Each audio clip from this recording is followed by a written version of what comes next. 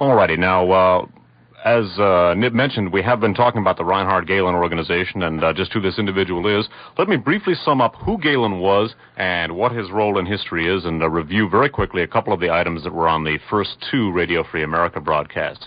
First of all, General Reinhard Gehlen, last name spelled G-E-H-L-E-N, was Hitler's chief of intelligence for the Eastern Front during World War II, that is to say, the warfare against Soviet Russia during World War II. Now, Gehlen's organization, Hitler's Eastern Front Intelligence Organization, was known as Foreign Armies East, or Fremde Heere Ost in the original German. Now, at the end of the Second World War, Reinhard Gehlen and his entire Eastern Front Intelligence Organization jumped to the Central Intelligence Agency and basically became the CIA's Department of Russian and Eastern European Affairs. Gehlen had stashed all of his files on the Soviet Union and Eastern Europe, and 3 months after VE Day in Europe, Gehlen Gehlen was flown into the United States in the uniform of a 4-star general. And as I said, then Gehlen, along with his entire organization, which was complete and intact at the end of World War II, were grafted onto the fledgling CIA, formed in 1947, although they worked for U.S. intelligence between 45 and 47, and they became, for all intents and purposes, the CIA's Department of Russian and Eastern European Affairs. Now, this is Hitler's Eastern Front Intelligence Organization, complete and intact from World War II. The Gehlen organization then became, for all intents and purposes, the NATO intelligence organization, supplied NATO with the vast bulk of its intelligence during the immediate post-war period and for quite some time thereafter. And when West Germany became a nation, when the Federal Republic of Germany was incorporated in 1956, Gehlen jumped once again from the CIA to West Germany, and the Gehlen organization became the West German Intelligence Service, West Germany's CIA, the Bundesnachrichtendienst, or the BND. It's a very, very, very important thing to keep in mind that all of America's intelligence for more than a decade after the end of World War II came exclusively through Hitler's Eastern Front Intelligence Organization, and even for a long time after that, the CIA and other intelligence organizations in this country continued to depend very heavily upon the Gehlen organization for its intelligence. Now, during the first two Radio Free America broadcasts, looking back from 1984, the hidden history of the Cold War, we covered two important aspects of the Gehlen organization in the early post-war history. First of all, as the Nazis retreated on the Eastern Front during World War II, they set up guerrilla groups to basically harass the Red Army in its rear. Now, these guerrilla groups were set up almost exclusively by Reinhard Gehlen, and he worked very closely with a man named Otto Skorzeny, setting up the werewolf guerrilla group that we talked about. And these guerrilla groups carried on a fierce guerrilla warfare in Eastern Europe until as late as 1952, primarily in Poland, the Ukraine, and the Baltic states. Now, Gehlen not only set up these guerrilla groups, but he continued to supply weapons and liaison officers to these groups for, basically, while in the employ of the CIA, so that what you had was a continuum of warfare running from the Third Reich to the CIA, with Gehlen having set up these groups and continuing in contact with them and to ship them weapons and liaison officers while in the CIA, so that basically all they did was to change uniforms. Now, one of the organizations that was set up initially using some of these guerrillas set up by Reinhard Gehlen during the Third Reich and whose sponsorship was assumed by the CIA, one of the organizations which used some of these guerrillas and which was set up initially to work alongside of these guerrillas was the Green Beret, now known as the Special Forces. And Gehlen was in charge by a CIA official named Frank Wisner with setting up the Green Beret, and the three people he put in charge of this organization were three SS Nazi war criminals, basically a fellow named Professor Michael Achmeteli, A-C-H-M-E-T-E-L-I, a man named Franz Alfred Six, last name S-I-X, and a man named Emil Augsburg, last name A-U-G-S-B-U-R-G. All three worked on Hitler's final solution, that is to say, administering the Nazi extermination of European Jewry, and they then went to work for Gehlen in forming the Green Berets. And if you have any questions about that, to ask us about that during the question and answer period that we're going to have at the end of this broadcast, or you can contact us after the show, and we do have a means of getting Radio Free America tapes to people, not using the mails, but if you want to give us a call, we can tell you where you'd like to go, and that is the Gehlen Organization in brief. All right, now the first segment that we're going to read to you is from a book by Carl Oglesby entitled The Yankee and Cowboy War. Now, this book, the copy that we have, appeared in paperback from Berkeley Medallion Books, copyright 1976. Mr. Oglesby is a researcher who is formerly involved with all different kinds of things, including, among other things, student politics, and made some local appearances, and a fairly well-known individual, and now does quite a bit of research. Once again, the book, The Yankee and Cowboy War. What Oglesby is concentrating on here, and what I think is, in a way, the subtext of the broadcast tonight, is the continuity of policy, because most of us are raised to look at things historically as World War II being a period of intense dislocation, and then everything almost starting from scratch in 1945, and of course we hear all about, the Yalta conferences and things of that nature, to lead us to believe that the world was completely remade. Well, what Oglesby is focusing on, and the reason I'm going into this such depth, I hope what you folks out there listening will focus on, is that in fact a lot of the structures never disappeared. They went complete from post-World War I right through World War II, and merely just changed costumes or changed masks and went right on. And that is, in fact, what we're talking about here. Once again, Carl Oglesby's The Yankee and Cowboy War, and speaking specifically of the Gehlen Organization. Mr. Oglesby writes as follows: "Look what power the victors conceded the vanquished. Exclusive purveyor of intelligence on the Soviet Union and East Europe to the United States, West Germany, and NATO, Gehlen and the spirit kept alive in him and his staff had more power over official American perceptions in the post-war world than even a German victory could have given them. The Gehlen-Vlasov intelligence system had become a main source and fountain of official American consciousness. Behold the span of this concatenation. First, in the time of Trotsky, there is General Vlasov and his anti-Bolshevist army inspiring. The Vlasov apparatus is then, at a certain later point, assimilated to the Gehlen apparatus. Then, just as the White Russian spies jumped to the Nazis when their own army went down, so now the German Nazi and Russian Tsarist spies together jumped to the American army as the Wehrmacht was falling. Vlasov first became a department of Gehlen, then Gehlen became a department of Allen Dulles. This is how it came to pass that a Tsarist spy ring inside a Nazi spy ring took up the inner seats in the American foreign intelligence apparatus at the precise moment that this apparatus was starting to come forward as a major player in the great policy wars of Washington and the world. This is how it came to pass that everything official Washington would know about the Soviet Union and East Europe on most believable report, everything about the enemy our policymakers would most confidently believe, would come by way of Tsarists and Nazis installed at the center of our national intelligence system. That was a buzzer that would come home to roost again and again."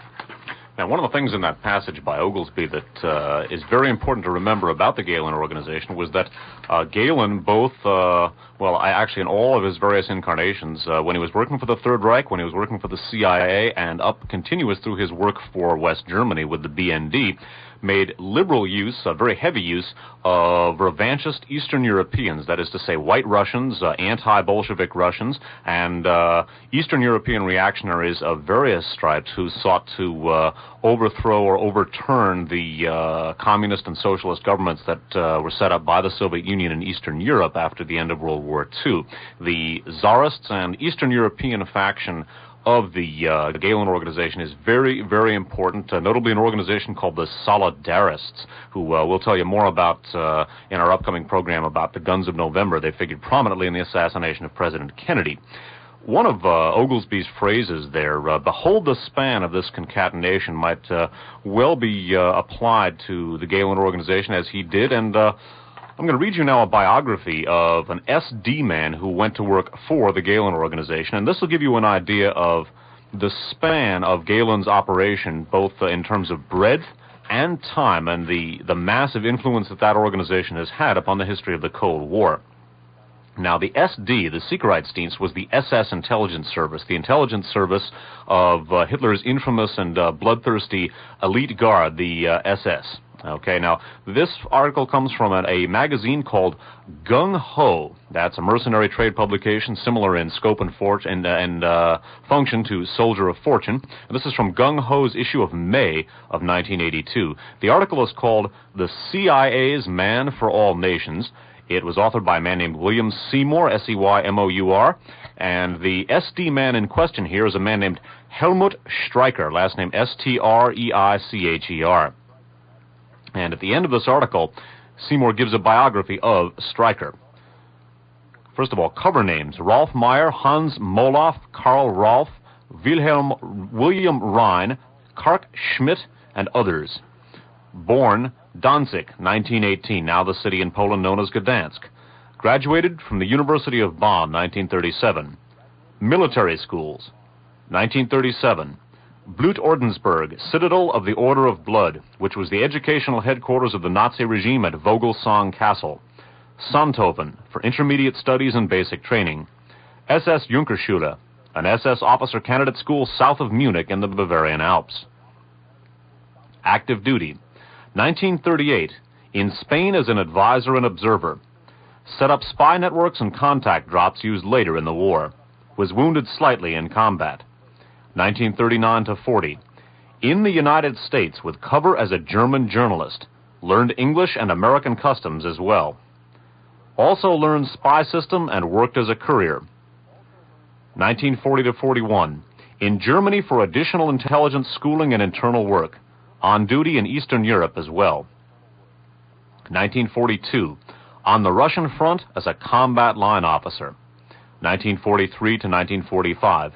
In Europe, Africa, in and out of many nations, both neutral and involved in the war. Some contacts with Allied agents. Worked with Schellenberg, Skorzeny, Canaris, and others. Schellenberg was for a while head of the Sicherheitsdienst, SS intelligence. Wilhelm Canaris was the head of the Abwehr, regular German military intelligence. Otto Skorzeny was an SS man we're going to tell you all about in a little while. 1945. Surrendered to British near Kitzingen on the 7th of May, 1945, escaping the Russians. Cleared by Allied intelligence. He was formally accepted into work for U.S. Army intelligence in October of 1945. 1946-47. In Europe, working for Central Intelligence Group, the forerunner to the CIA. 1948-50. In Europe, Africa, and Middle East for CIA. Had assignments in Greece and Israel. Keep in mind here that the Gehlen organization is part of the CIA at this point. 1951-57. Assigned as co-op agent to General Reinhard Gehlen, chief of West Germany's Federal Intelligence Service, Bundesnachrichtendienst. Various assignments in Europe, including behind the Iron Curtain. 1958. In United States, assigned to training with U.S. Army to serve as an intelligence officer. Working with CIA solely at the time. 1958-61. In U.S. as intelligence officer with U.S. Army. Various duties including Cuban invasion. That is the Bay of Pigs, of course. Still with CIA at this time. 1961-65.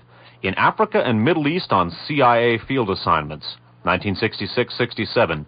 In Europe, realigning CIA and Allied co-op intelligence networks. 1968-70. In Africa and Middle East, senior field agent with intelligence gathering and observation for CIA. Posed as mercenary, writer, and tourist. 1971-73. Working in headquarter area, Langley, with training and plans assignments. 1974-77. In Africa and Middle East, intelligence gathering and inspection tours as supervisor. 1978. Retired, unquote, as of the 1st of July, 1978. 1979-1980. Contract agent on special assignment for CIA. 1980. Voluntary total retirement as of 15th of June, 1980. And one of the things that this biography here of Helmut Streicher points out, and one of the most important things to keep in mind about the Gehlen organization, is that it not only functioned as our intelligence wing, and a Nazi intelligence wing at that, after the end of the Second World War, but perhaps most importantly, it paved the way for thousands of SS and Gestapo men to move up in our own intelligence system, where many of them remain as senior officers to this day. And we're going to tell you about one of those senior officers later in the broadcast. Now, I think actually the Streicher list, the Streicher resume, if you'll have it that way, almost is best serves as a metaphor for the entire experience of the American intelligence community and the Nazi intelligence community. You have somebody who starts out basically going through the SS rituals in the Ordensburg and places like that, and the blood rituals and all this stuff, and eventually winding up at Langley, Virginia, training American intelligence agents. I mean, it is a very fine metaphor for exactly where, as Oglesby might have put it, where we might have gone wrong, where we might have gone a bit off the track. These budgets came home to roost over and over again, as he points out. Now, you'll find, particularly looking through that resume, as Nick put it, of Helmut Streicher, all of the different bases he touches in terms of intelligence, all of the different U.S. intelligence operations that he was involved in. He was involved with the Bay of Pigs. He was involved with the operations in the Congo, training the U.S. Army, and really touched just about all of the major, with the exception of Southeast Asia, which I didn't see in there, although he was training the Army. They were just about all of the major theaters of operations that the U.S. has been involved with since the end of World War II. It's very interesting, too, because if you match that resume, that menu there up against a timeline, and you see where the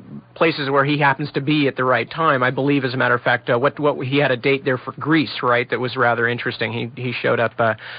Let's see, 1948 to 50, at which point the United States was basically very much involved in the Greek Civil War, which had its origins during the Second World War, when, you'll recall, those of you who heard the first Radio Free America broadcast, or those of you who'd like to obtain that broadcast, that the Greek partisans had kicked the Nazis out during World War II. The British then undertook open combat against the Greek partisans in 1944, several months before the Battle of the Bulge.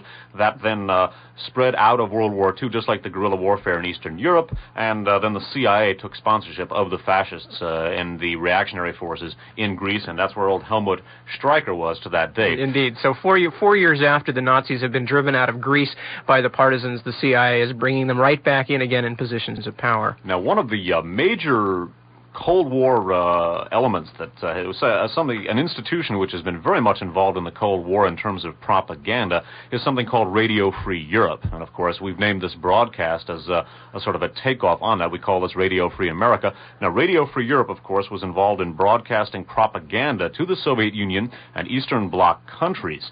And Reinhard Gehlen figured very prominently in the formation of Radio Free Europe. You may also remember, those of you who do follow the news, that Radio Free Europe has shown up several times lately in the news during the past couple of years because of a resurgence of, well, it's hard to say politicization because it's obviously a political thing, but apparently the political control of Radio Free Europe has gotten rather heavy-handed under the Reagan administration. We're going to touch on some more recent aspects, too, but first we're going to give you some of the early history and some of the Gehlen connections.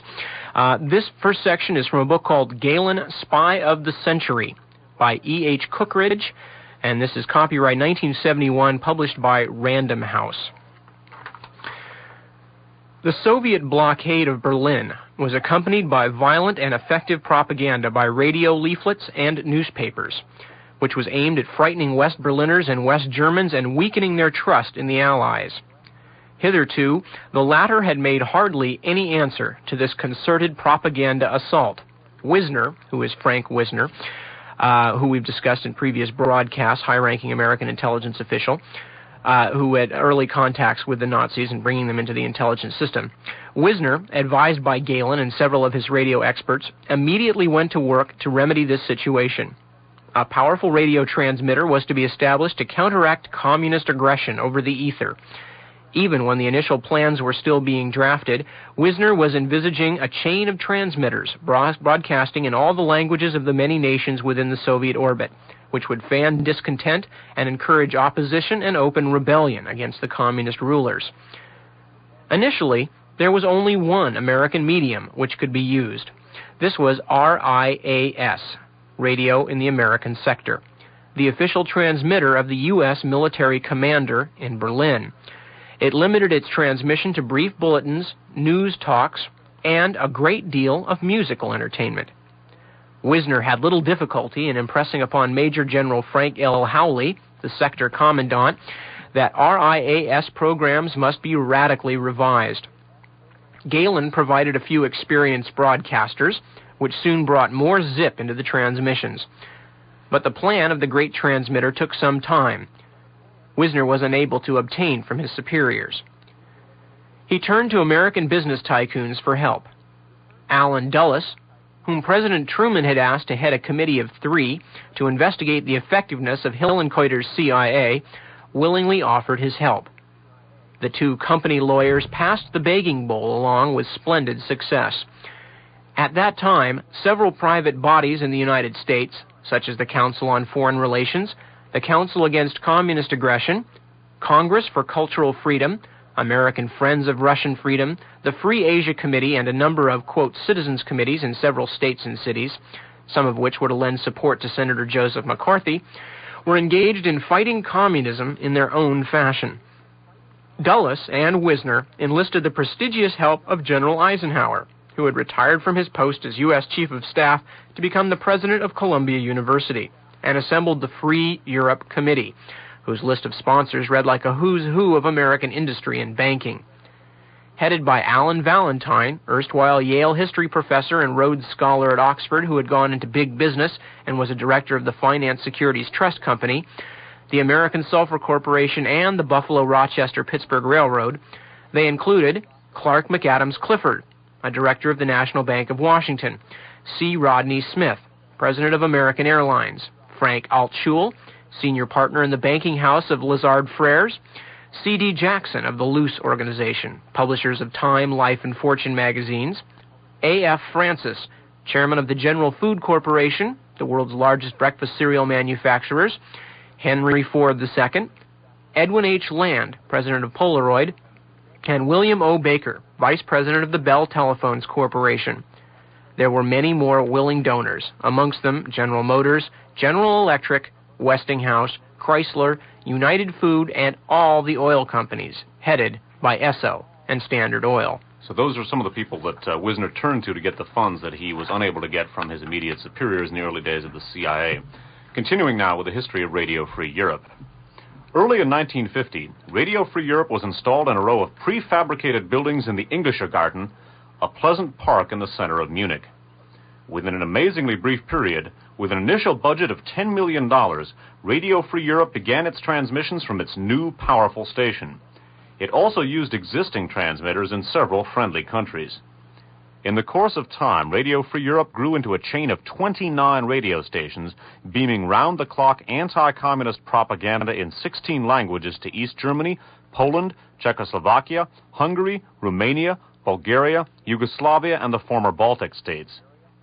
Broadcasts in Albanian were eventually discontinued when it was discovered that there were very few radio receivers in Albania. A chain of transmitters was also set up in Saudi Arabia, Iran, Pakistan, Thailand, Vietnam, Indonesia, and Japan, which covered the Middle East, Africa, Asiatic Russia, Southeast Asia, and the Far East. From Frankfurt, the War of the Ether was initiated by a kindred foundation, Radio Liberty, which broadcast exclusively to the Soviet Union in a multitude of its languages and dialects, from Russian, Ukrainian, Ruthenian, Finnish, and Latvian to Turkoman, Tajik, Chuvak, and the Ural-Altaic dialects of Mongolia. The official Voice of America completed the mighty barrage, catering for listeners with sufficient knowledge of English. Gehlen eagerly cooperated from the very outset with Radio Free Europe and its supervisors from the Office of Policy Coordination, Colonel Kotek and William Griffith. He delegated as his liaison officer ex-SA Bannführer Peter Fischer, who went under the alias of Major Fiedler. He had become the chief radio expert at Pulak and could boast excellent credentials. During the war, he had served in the SD in the Netherlands under SS Sturmbannführer Joseph Schreider, who had been instrumental in conducting Funkspiel radio deceptions with London, succeeding in catching by the use of fake signals nearly every SOE agent sent to the Dutch resistance from England, and also the leaders of the Resistance Council. SOE, by the way, is the British Special Operations Executive, which conducted covert operations in mainland Europe during the war, and a fellow by the name of William Stevenson, who we're going to refer to later in the broadcast, was a member of that organization, and he wrote about Gehlen as well. So Gehlen was instrumental in setting up Radio Free Europe, which basically broadcast to the communist countries and was ostensibly presenting them with the view of freedom. And it's worth noting the heavy Gehlen links with this organization, because there are indications that basically these Radio Free Europe Gehlen links have been maintained, at least to a certain extent, right up into the last few years. Now, in the second of our Radio Free America broadcasts, we talked about a Romanian iron guardist, a Romanian fascist, part of the Romanian native fascist movement sponsored by and allied to Nazi Germany. He was a fellow by the name of initially Viorel and later Valerian Trifa. Now, he worked for Gehlen near the end of World War II. Eventually, he became the Archbishop of the Romanian-American Orthodox Episcopate and was close to, among others, J. Edgar Hoover and Richard Milhous Nixon. Specifically, was called upon by Nixon to give the opening prayer before the United States Senate in 1955. Now, he worked for Gehlen, as we saw in a book called Wanted: The Search for Nazis in America. At the end of World War II, there are indications that he went to work for that he stayed working with the Gehlen organization when Gehlen jumped to the United States. And Viorel Trifa cropped up, or Valerian Trifa cropped up on the news several times in the last few years. And as I said, there are indications that the Gehlen organization maintains its contacts with Radio Free Europe. All right, this next selection is an article from the San Francisco Chronicle for Wednesday, February 20th, 1980. 1980. This is a Jack Anderson column, and it's entitled RFE, or Radio Free Europe, in Hot Water. And it reads as follows: Radio Free Europe, which gets $85 million from American taxpayers each year for beaming propaganda to the communist world, has touched off a congressional investigation by broadcasting a lengthy interview with an alleged Nazi war criminal and then firing 2 employees who blew the whistle on the outrageous program. The RFE official directly responsible for the broadcast has not been reprimanded, possibly because he has a close friend and former RFE colleague on the staff of the President's National Security Advisor, Zbigniew Brzezinski. Chairman John Gronowski of the Board for International Broadcasting, which supervises RFE, has appointed a special counsel to look into the matter.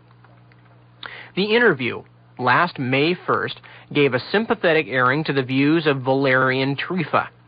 Justice Department documents charge that Trifa, as a leader of the Nazi-oriented Iron Guard in his native Romania, was personally responsible for the deaths of 4,000 Jews in a 1941 pogrom. He eventually came to this country, settled in Detroit, and became a bishop of the Romanian-American Orthodox Episcopate.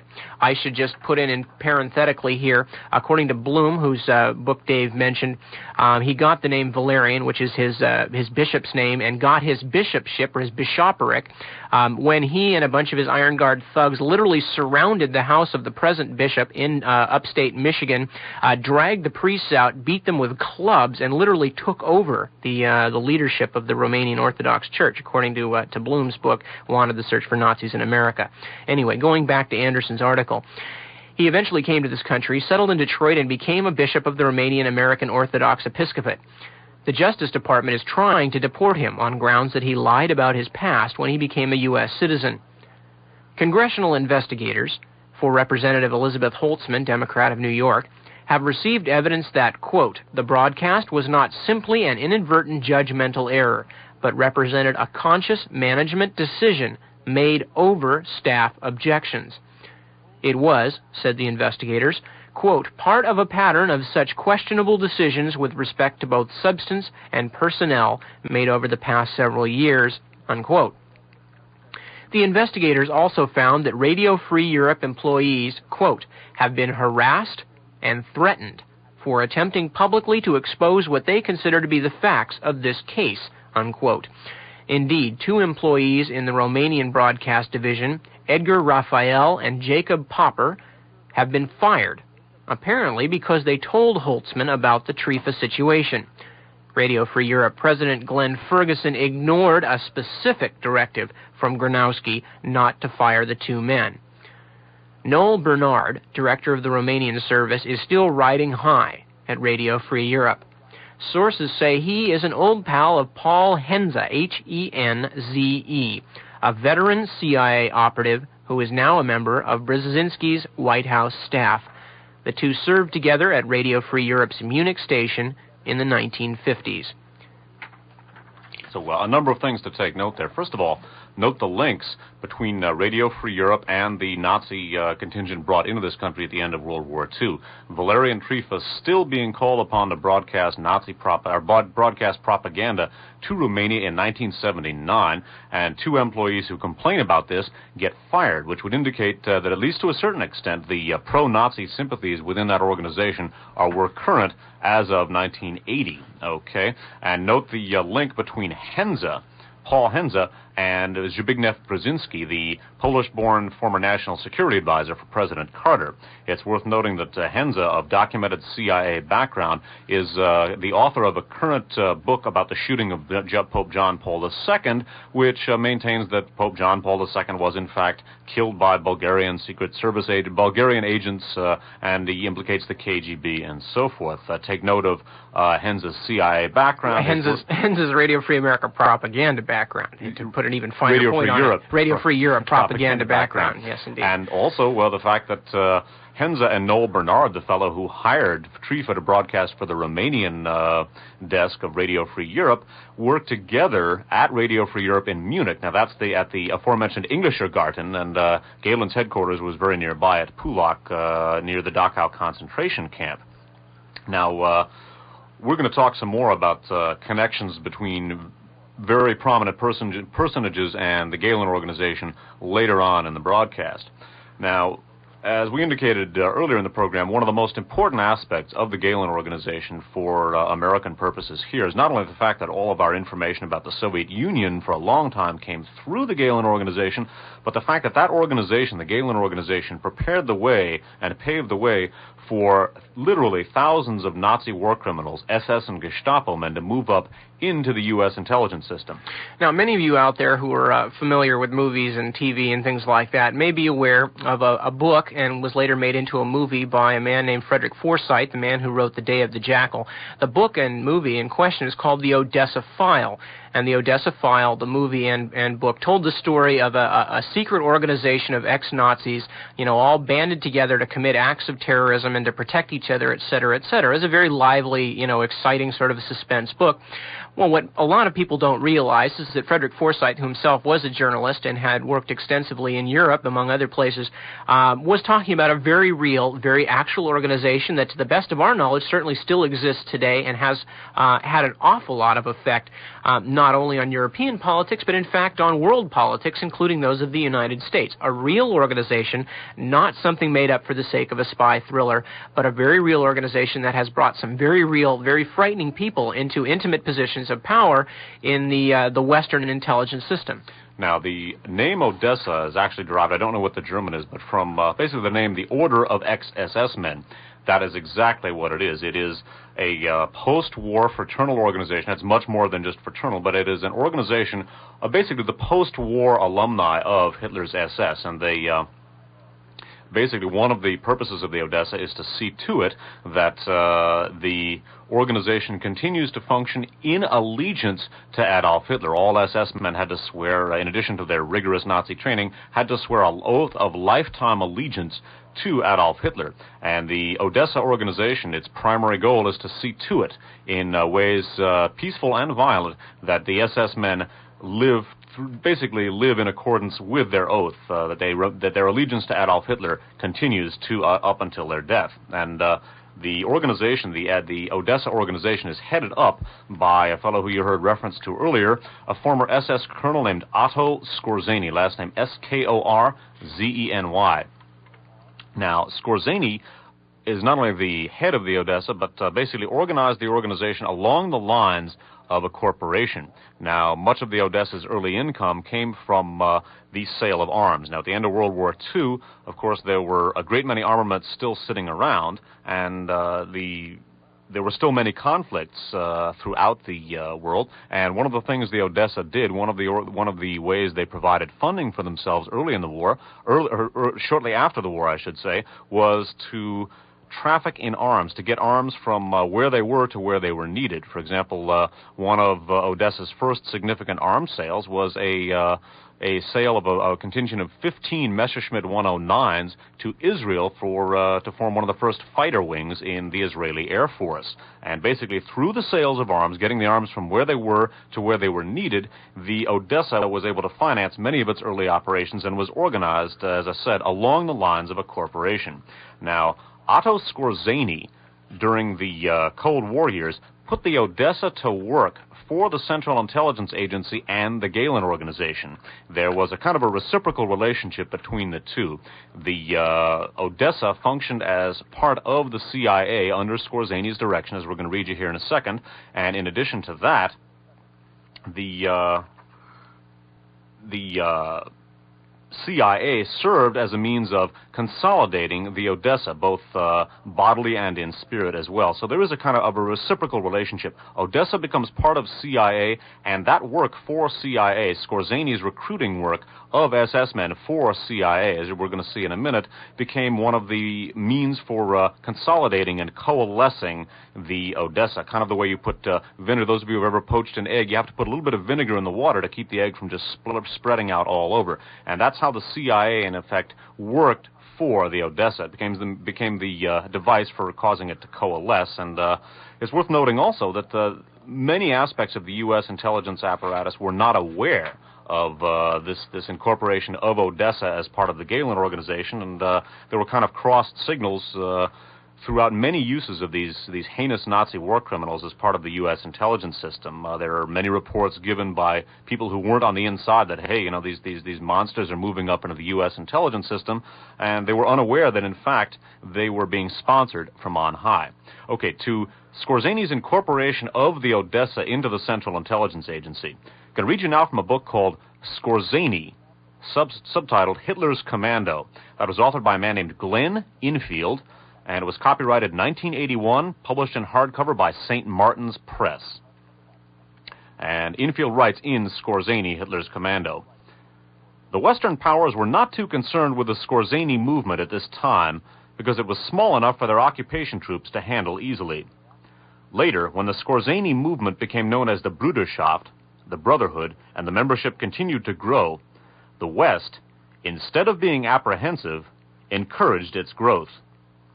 The international crisis caused by the Soviets' covert and direct aggression had created a vital need for help, and Skorzeny, by this time a member of the silent conspiracy with the U.S. intelligence, promised his cooperation.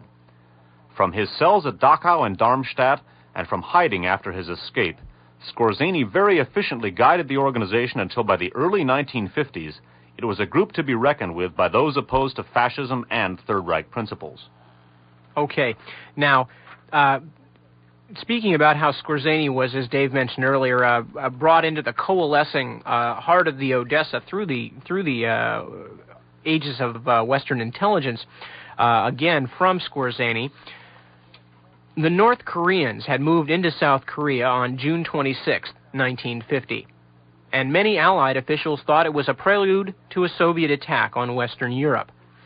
The United States, France, and Great Britain had only 7 undermanned divisions with which to hold West Germany from falling under the influence of the Soviets, while the Russians had 22 divisions ready, plus the new East German army. For the Western nations facing the communists in Asia and in Europe, German industrial might and Prussian military prowess both became invaluable. However, there were several embarrassing problems. Many of the German industrialists were in prison or still awaiting trial in an internment camp. Most of the prominent SS officers and men were on the run or in prison too. How could the munitions plants be rebuilt and manned by the former owners without the United States being ridiculed by the rest of the world? The Germans had been threatened with death or long years in prison for exactly the same thing that the United States now wanted them to do, except this time there would be no slave labor. And the German military manpower? That was the reason for Skorzeny's trip to Germany. As one communist reported, quote, "Skorzeny went to Germany in 1950 to hire as many of his experienced SS men as possible to help the Americans." He first went to the Munich area, to the village of Sutten, where he moved in with a family by the name of Scholm. It was a perfect hideout for Skorzeny, who stayed there for 9 months, using the alias of Rolf Steinbauer, while contacting his SS acquaintances in Bavaria. Once again, it was a photographer who forced Skorzeny's hand. The Munich newspaper, Die Abendzeitung, getting a tip that Skorzeny was living in Sutten, sent a photographer to the village, and he secretly snapped a picture of Skorzeny. The newspaper printed it the next day with the caption, "Are Skorzeny and Steinbauer one and the same person?" Strangely enough, no police went to investigate, but journalists did, and Skorzeny promptly left Sutten to take up residence in Munich at number 31 Blumenstrasse. Rudolf J. Geiser, special agent of the U.S. Counterintelligence Corps, made a reconnaissance of the building and reported. Skorzeny, he reports, using the alias of Rolf Steinbauer, is living at number 31 Blumenstrasse, Munich, together with a former girlfriend of his by the name of Louisa Peiss. The building in question is a 3.5-story brick construction located at the corner of Blumenstrasse and Angertorstrasse. The ground floor of said building contains the storage rooms for a printing concern located next door. The first and second floors are occupied by the Reparations Office, Munich branch. The third floor contains the offices of a construction firm, Macher and Price, and also the living quarters of Price. A check of all doorbells and nameplates on the various doors failed to reveal the name Steinbauer. Judging from the appearance of the building, it can be considered as an ideal hideout, especially since the building is in a fairly inconspicuous locality. Skorzeny was there, all right. So was Hermann Lauterbacher, Lauterbacher. Hermann Lauterbacher, former deputy Reich leader of the Hitler Youth, who was working with the Gehlen organization and the Americans. After arranging with Lauterbacher to recruit SS officers in the Munich area, Skorzeny moved on. He spent some time in West Berlin, a feat in itself, since security measures were extremely strict in the divided city at that time. While in Berlin, he stayed with Hilda Weissner, an actress whom he knew very well during the war. Later, after he had completed his business with SS contacts in West Berlin, he and the actress went to Hamburg, and once again Skorzeny recruited a large number of his former SS comrades. British intelligence spotted Skorzeny in Hamburg and, not knowing of his mission for the Gehlen organization, prepared to arrest him and return him to Darmstadt. It took several discreet hints from the CIA to, quote, lay off before the tenacious English agents looked the other way. Now, again, take note of the fact that there's a kind of a reciprocal relationship between the Odessa and the CIA, that Skorzeny, in the CIA's demand for anti-Soviet agents, took his fledgling Odessa organization and put it to work for the CIA, and in turn that work became one of the major tools for Skorzeny to build the Odessa organization. Now, this is a pattern that we're going to see some more in our examination of the Gehlen organization. Although the Nazis did indeed go to work for the CIA as anti-Soviet agents, at the same time the Nazis used this CIA sponsorship for the furtherance of their own aims, and those didn't always totally coincide with what Western democracy had in mind. And the semi-autonomy of the Gehlen organization and of this SS contingent in particular is something to keep in mind, because while they did work against the Soviets, they used CIA sponsorship to handle to further their own aims as well. Also, keep in mind the name of Hermann Lauterbacher. That was the name of one of the SS men that Skorzeny was recruiting during his rounding up of SS men to put to work for Odessa and CIA, because we're going to come back to Lauterbacher later. Again, just to wrap up this last section, a point I want to home in on, because it's very important, especially when we're working with this kind of material, because when you're talking about things that are of this magnitude and yet of this that most people are this relatively ignorant about, people accuse you of being, a conspiracy theorist and trying to put together wild scenarios where the entire world is controlled, et cetera, or an entire government top to bottom is in fact corrupt and in on secrets. Well, the answer, of course, is not as simple as people like that would pretend that it was. And obviously this is a case where individuals could control, to some extent, an entire government top to bottom was not necessarily corrupt. But as we saw in the previous Radio Free America, talking about Byelorussians. Much of the people who are agreeing to fund the kind of activity that the CIA was involved in through their Nazi and Eastern European fascist proxies was being presented through the filter of one or two trusted old boy network intelligence officers like Wisner, like later Alan Dulles. As a matter of fact, we saw Frank Wisner constructing a large tissue of fabrications as to who these people were that he had hired, how they were a bunch of anti-communists on the run from persecution when in fact they were Byelorussian Nazi supporters. So it's a very difficult kind of a dance, as Dave is talking about, going on, where both sides, and specifically individuals on both sides, were using each other, and of course the people who were paying the bill were you and I, or in this case probably our parents, for some of us, the American taxpayer, as always, keeping the Nazis and the CIA happy as they waltz together across the crumbling ruins of Eastern Europe. We're making the interest payments today. Indeed, we certainly are. Alrighty, now, we're going to go back to Otto Skorzeny, head of the Odessa, and his work as the sort of head of a group of Nazi war criminals going to work for CIA and the Gehlen organization. Now, one of the names that came up in the course of the section that Nip read you from the infield book on Skorzeny was a fellow by the name of Hermann Lauterbacher. He was one of the ex-SS men that Skorzeny was recruiting for the CIA while using his CIA recruitment efforts as a device to also build the Odessa.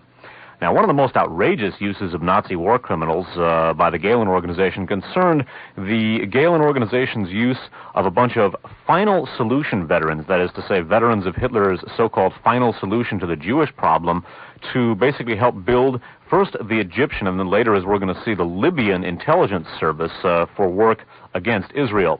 I'm going to read you an account now about that from the Cookridge book, Gehlen, Spy of the Century. Next, Nasser asked Roosevelt, that's a CIA agent named Kim Roosevelt here, beginning again. Next, Nasser asked Roosevelt to help him reorganize Egypt's military intelligence and secret service in order to buttress his personal power. Political considerations meant that official employment of U.S. officers and CIA agents by the Egyptian government was out of the question, however. Thus, it came about that Dulles approached Gehlen for assistance. At that time, Gehlen was absorbed in his struggle with Wohlweber, who had taken charge of the East German Ministry for State Security after the Berlin Uprising. Nevertheless, he obliged his friend Dulles by recruiting a military mission of former officers of Hitler's army in the SS. This mission was dispatched to Egypt under ex-Waffen-SS General Wilhelm Farnbacher. In time, it grew to 200 officers.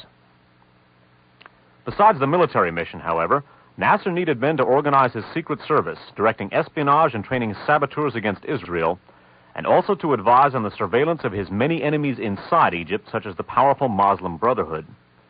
Again, his American advisors turned to Gehlen, asking him to recommend someone qualified to take on the task. During the secret negotiations which followed, Gehlen thought at one stage of sending one of his own experts from Pulak. He had several men who had conducted espionage against the British during the war in Libya, Egypt, and Iran.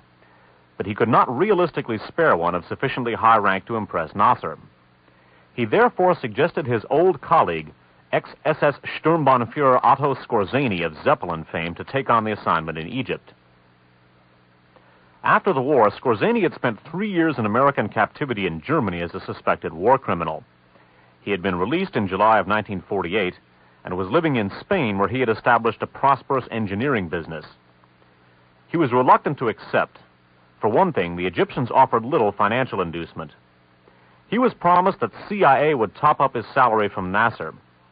Dulles and Gehlen also approached Skorzeny's father-in-law, Dr. Hjalmar Schacht, once Hitler's financial wizard, who, after his acquittal at Nuremberg and the quashing of his 8 years sentence under the denazification laws, had become president of a bank in Dusseldorf. So besieged from so many sides, Herr Skorzeny graciously agreed on the condition that his stay in Cairo should be limited. Skorzeny worked in Egypt for about a year, and then left Nasser's secret service in the good hands of other SS and Gestapo men. He had recruited about 50, of whom some had to be summoned from Argentina, Brazil, Paraguay, and Spain, where they had found a safe haven from Allied prosecution as war criminals.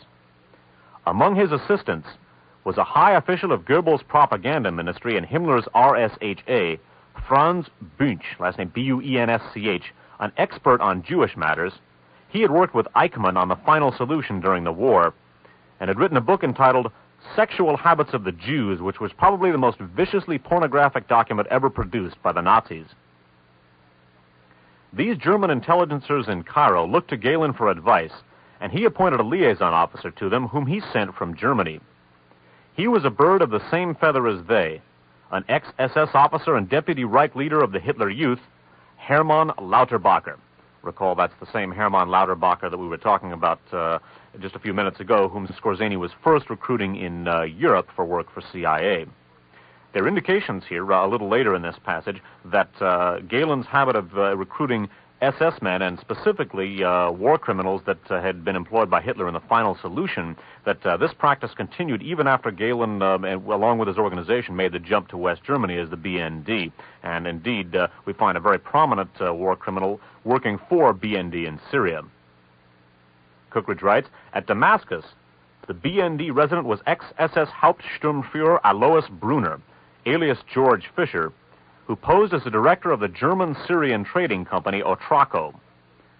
Brunner later joined Bunch in Cairo. They were old colleagues, for they had both worked under Eichmann at the RSHA Jewish department. Okay, continuing on, and correct me if I'm wrong, but I believe that this section here is also from Skorzeny, Hitler's Commando by Glenn Infield. This section goes into a little more detail, and another name of a rather significant individual comes up, sort of cementing another plank in the platform, to mix a metaphor, of the kinds of things that the United States was indirectly sponsoring through its use of these former SS officers to help put together and staff and train the Egyptian Secret Service. The author here is referring at first to Skorzeny, and he says as follows: his first task was to organize a staff of former SS and Wehrmacht officers to train the Egyptian army and security forces. He selected carefully, making certain that each officer he brought to Egypt was a die-hard Nazi, an expert military tactician, and was anti-Semitic. Among those recruited by Skorzeny were SS General Oskar Derlewanger, who had commanded a brigade composed of poachers, criminals, and men under the sentence of court-martial during the Warsaw Ghetto Uprising, and whose actions against the Jews had earned him the nickname Butcher of Warsaw. SS Colonel Adolph Eichman, the officer Himmler charged with the destruction of millions of Jews and who later would be kidnapped from Argentina by the Israeli Secret Service and smuggled back to Israel to stand trial. SS General Wilhelm Farnbacher, Panzer General Oskar Munzel, Leopold Gleim, former chief of Hitler's personal guard and Gestapo security chief of German-occupied Poland, and Joachim Demling, former chief of the Gestapo in Dusseldorf. To handle medical problems, Skorzeny recruited Dr. Hans Eisele, who had been chief medical officer at Buchenwald concentration camp, and Heinrich Willermann, former medical director at Dachau. Okay. Now, this is, again, as mentioned before, an example of the kind of continuity. Remember, we talked at the top of the show about continuity and the existence of structures and the basic whole importation of these structures directly out of Nazi Germany into the American intelligence service field, and then later there they wind up in Egypt putting together the Secret Service there only 6 or 7 years after the war is over. Now, notice not only do Bunch and Alois Brunner wind up in the Middle East, but Adolph Eichmann himself, the fellow who is, at least according to this account by Infield, Adolph Eichmann himself. And it's worth noting that Infield was, I drew this material from an interview with Skorzeny, the fellow who led this mission. So Eichmann himself went to work, I guess, in essence, as a CIA contract agent in putting together this contingent of Final Solution veterans to work for the Egyptian Secret Service. Now, in Skorzeny, Infield also adds another interesting detail of the work that Skorzeny did while in Egypt, putting together this group of war criminals to, in essence, form the Egyptian Secret Service and State Security Service. Infield writes, Skorzeny was already training an Arab Foreign Legion in commando tactics. This secret unit was comprised of 400 former Nazis and Gestapo veterans and used a training base at Bilbais in the Delta, that of course being the Nile Delta. He also helped organize and train the first Palestine terrorists and planned their initial forays into Israel by way of the Gaza Strip about 1953 to 54. So while in the Middle East under CIA auspices, Skorzeny also puts together the first Palestinian terrorists, and of course we've heard so much about them in the intervening years. Now, and again, an important thing to bear in mind is that specifically the United States handed this assignment over to the Gehlen operation. Gehlen handed it over to Skorzeny, and Skorzeny specifically selected these people, among other things, because of their staunch anti-Semitism, because, of course, of the situation between Egypt and Israel. So, in fact, the United States, at second hand, was specifically sending anti-Semites to train the Egyptian Secret Service. And, of course, the character of much of the Egyptian government at that time was strongly anti-Semitic. The health minister talked about Adolf Hitler being more or less his main man and one of his heroes and things of that nature, and a very, very strong emphasis of that kind. So when you hear about the beginnings of the PLO, or at least of a PLO at that time, Palestinian terrorist organizations anyway, one has to wonder, once again, if maybe we're not, in fact, reaping our own harvest in the Middle East. Okay, now, research credit for this next article here goes to Mae Brussel, who is America's premier anti-fascist and assassination researcher, and in a certain sense could be said to be sort of the godmother of this whole Radio Free America series. She turned both Nip Tuck and myself onto the vast majority of the books that we've used in this series, and she specifically dug up this following piece of information for us. This comes from a book called Martin Bormann, Nazi in Exile. This, like many of the books about Third Reich alumni, specifically chronicles the post-war activities of, among others, Martin Bormann, who, although sort of, I guess you could call pop histories of the Third Reich list him as having died, his escape and post-war activities are, in fact, very, very well documented. And Martin Bormann, Nazi in Exile, was authored by a former CBS correspondent and colleague of Edward R. Murrow named Paul Manning, M-A-N-N-I-N-G. Book was published in hardcover and copyrighted 1981, published by Lyle Stewart Books. And this, recall that Skorzeny's work, as reported by Glenn Infield, also involved training the first Palestinian terrorists to go into Israel, and another name which has become very much identified with modern terrorism, also touched base with these Nazi war criminals that were put together by CIA, sent to Egypt under Skorzeny, and in effect became sort of a little, as he put it, an Arab Foreign Legion, basically a little final solution contingent in the Middle East. Manning writes as follows: Colonel Gaddafi of Libya, then the new revolutionary leader of his country, asked Nasser to make the German team of advisors available to him also. This was done, and upon arrival the Germans started with a thorough house cleaning of the Libyan Secret Service hired by the previous ruler, King Idris. 2,000 Libyan police were put in jail and continue to languish there today, and the Germans rebuilt from scratch. Today, Libyan intelligence agents are stationed in all Libyan, African, and overseas embassies and consulates, and they are tough and ruthless. Perhaps as a quid pro quo to this service to Libya, the colonel granted the West German rocket company Otrag rights to a vast test range 600 miles south of Tripoli in 1980. So not only is the Egyptian Secret Service put together by these Nazi war criminals, but the Libyan intelligence service as well. And this little passage here where he notes overseas embassies are staffed with these efficient and ruthless Libyan intelligence agencies has considerable meaning for us here in the spring and early summer of 1984. Indeed, most of you out there will remember, of course, the incident that actually led to the breaking off of diplomatic relations between Libya and Great Britain, when in fact some unnamed person who was never apprehended because he was allowed to leave the country shot an English policewoman to death and wounded several anti-Gaddafi demonstrators in London in front of the Libyan embassy. Also, on the subject of Gaddafi, now, Muammar Gaddafi is going to appear at great length in a later Radio Free America, probably in August, in tangent with his, well, one hesitates to say good buddies, but certainly his associates, Ed Wilson, Frank Turple, and Gary Corcola, all supposedly ex-CIA agents of doubtful pedigree, and all interesting in a variety of ways. But once again, Gaddafi shows up quite interestingly, especially in this context, because again and again we have been told that Gaddafi is a pro-Soviet, leftist supporter of terrorism. In fact, as we've noted in other broadcasts here on KFJC, Gaddafi is a participant with Otto Skorzeny in groups like the Paladin Group, which are actually members of the International Fascista, and we have these connections here, his direct connections early on to Skorzeny, and essentially importing the Nazi final solution experts right into his country to train his own secret service, which, as almost anybody can tell you, is probably the only thing keeping the man in power at this point in Libya, because he is certainly not a very popular ruler.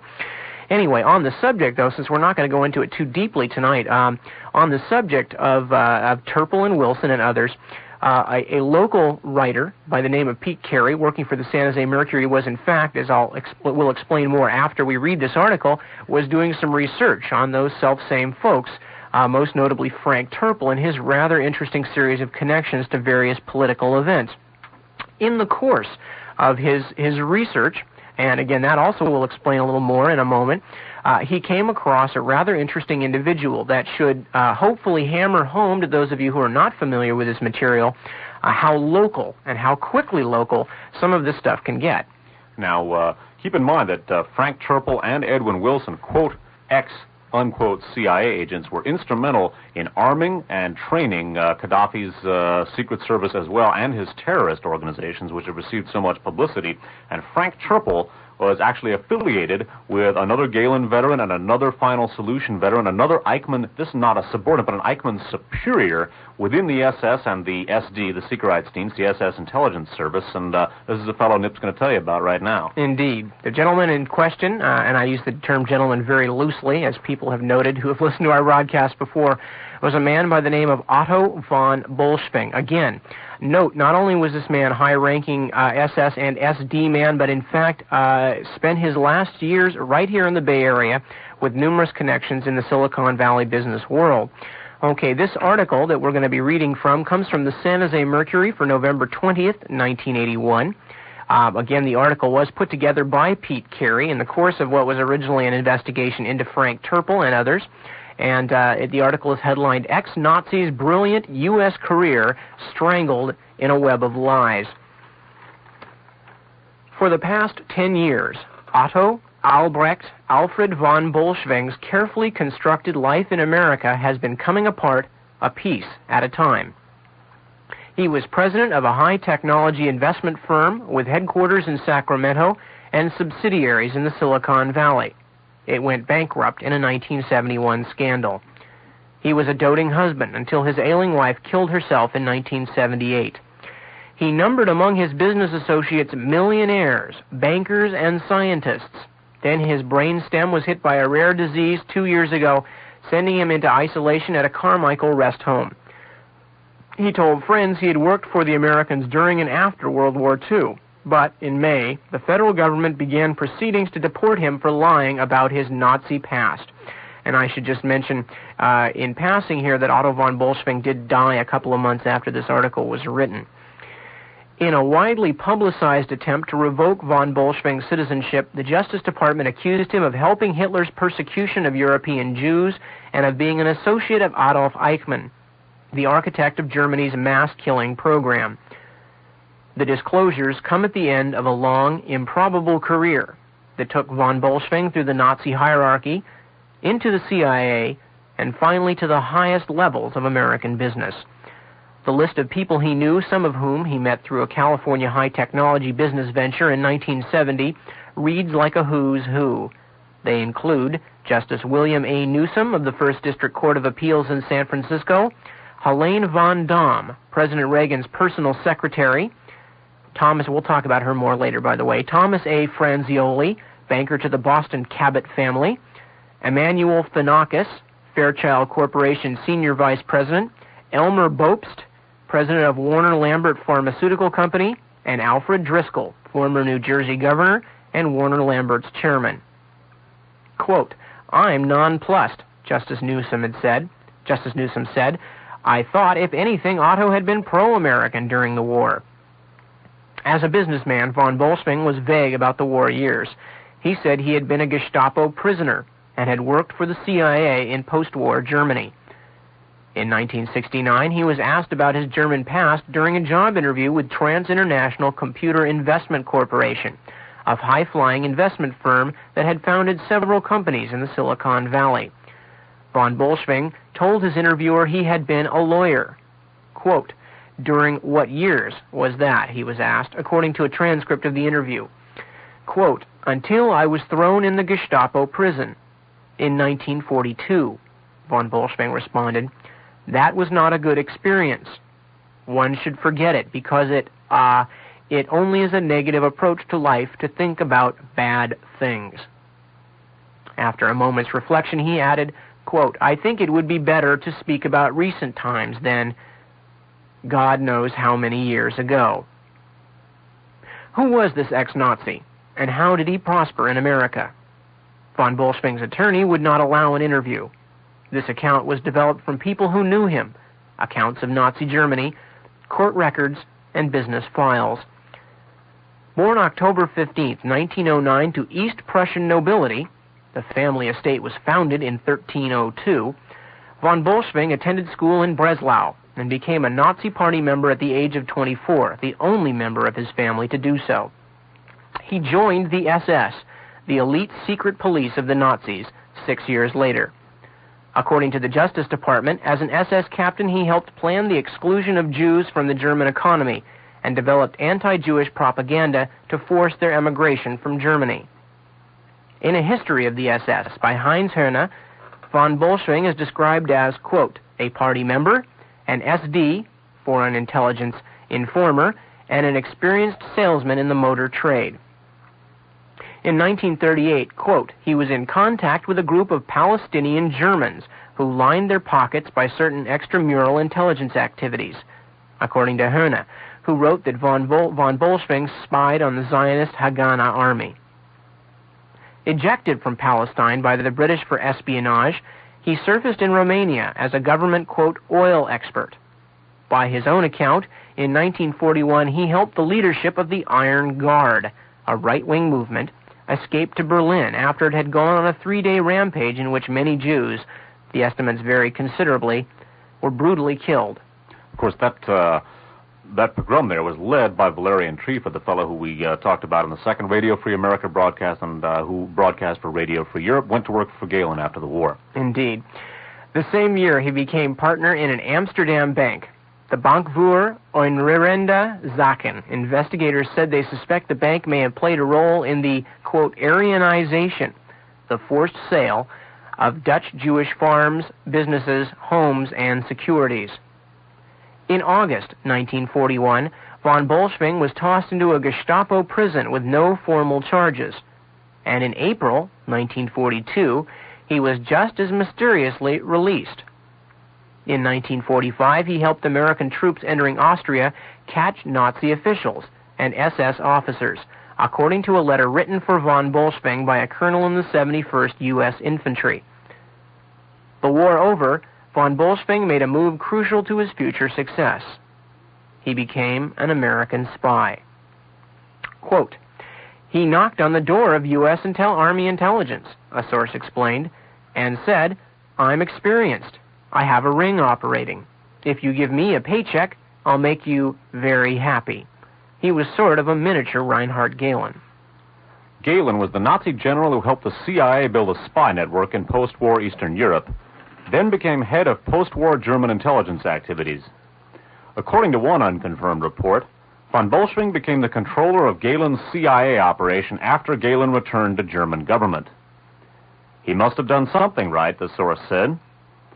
In December of 1953, von Bolschwing applied to immigrate to the United States, and on February 2nd, 1954, he arrived in this country. After obtaining several menial jobs, he became a citizen in 1959, and his career took a sudden, upward turn. He became an assistant to the director of international marketing at Warner Lambert Pharmaceutical Company, developing close ties to the company's president and the late Elmer Bobst and its honorary board chairman, former New Jersey Governor Alfred Driscoll, according to a close associate. His contacts at Warner Lambert were way out of proportion with his job, the associate said. Driscoll continued to write him recommendations for many years, unquote. By the mid-1960s, von Bolschwing had become an executive with Cabot Manufacturing. As chief financial officer for its German subsidiary, he developed a $50 million carbon black factory for Cabot in Germany. The deal was financed through Thomas Franzioli, senior vice president of the First National Bank of Boston. Franzioli recalls that von Bolschwing then branched out on his own. He was starting a business importing wine from Argentina, Franzioli recalled. I don't know if it ever got off the ground. In March of 1969, von Bolschwing got a job in high technology. He was retained as an international business consultant by TCI, the Sacramento firm. The company planned to commercialize on technology developed in the Silicon Valley and used a few years earlier to monitor troop movements in the 1967 Arab-Israeli War, according to the firm's founder, Oswald S. Williams. TCI's subsidiaries in Palo Alto and Mountain View, Advanced Information Systems, and International Imaging Systems, were developing a high-volume computer network for business and a navigation system for oil tankers using satellite communications, Williams said. The company also did classified work for the Department of Defense. Ours was going to be a sensitive thing, Williams explained. We all had to have security clearances. Von Bolschwing was brought in because, quote, we wanted contacts in Europe, and he had them, Williams said. A TCI memo written in 1969 reported that its new consultant, quote, has extremely valuable connections and information in Germany, Switzerland, Liechtenstein, the Netherlands Antilles, and South America. Mr. von Bolschwing's connections in these countries are current, unquote. His contacts included officials of the German branch of Chase Manhattan Bank and an owner of the Berliner Handelsgesellschaft in Frankfurt, one of Europe's largest banks, the memo said. TCI's high-powered directors, one was J. Paul Getty, Jr., son of the oil billionaire, thought enough of von Bolschwing to make him the firm's president in 1970. He seemed like a very polite and cultured person, said Walter F. Leverton, former vice president for satellite systems of the Aerospace Corporation. Leverton sat on the board of TCI. Justice Newsom, who traveled as a TCI attorney with von Bolschwing in Europe in 1969 to 70, said von Bolschwing alluded to wartime work for the Americans.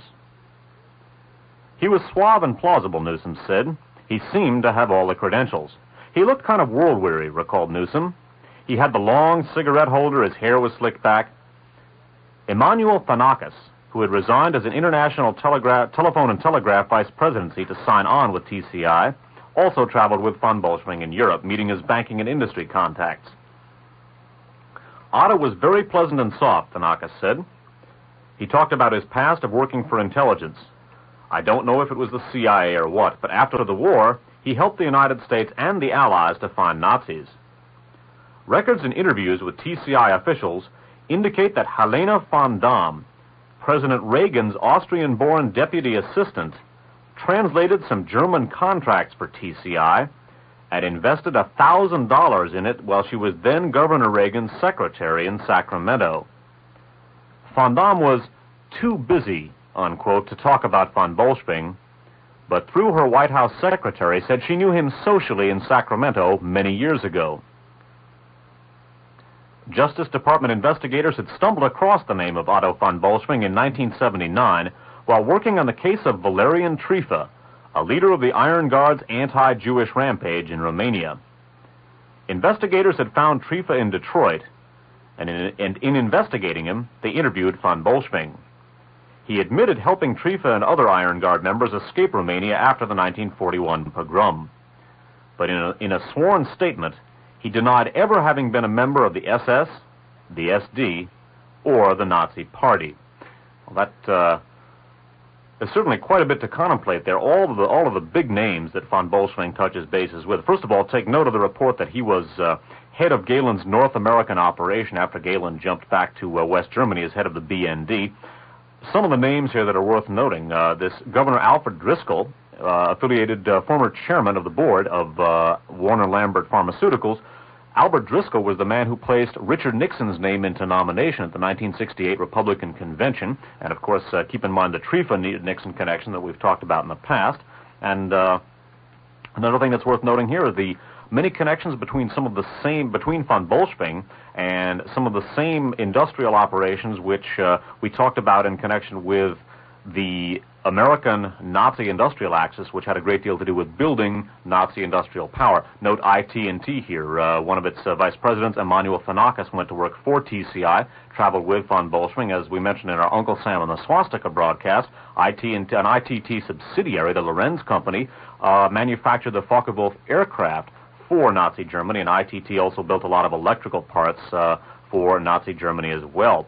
You'll recall in the section about Radio Free Europe, both the Ford and Standard Oil financial empires were involved with financing Radio Free Europe and the Gehlen contingent within that.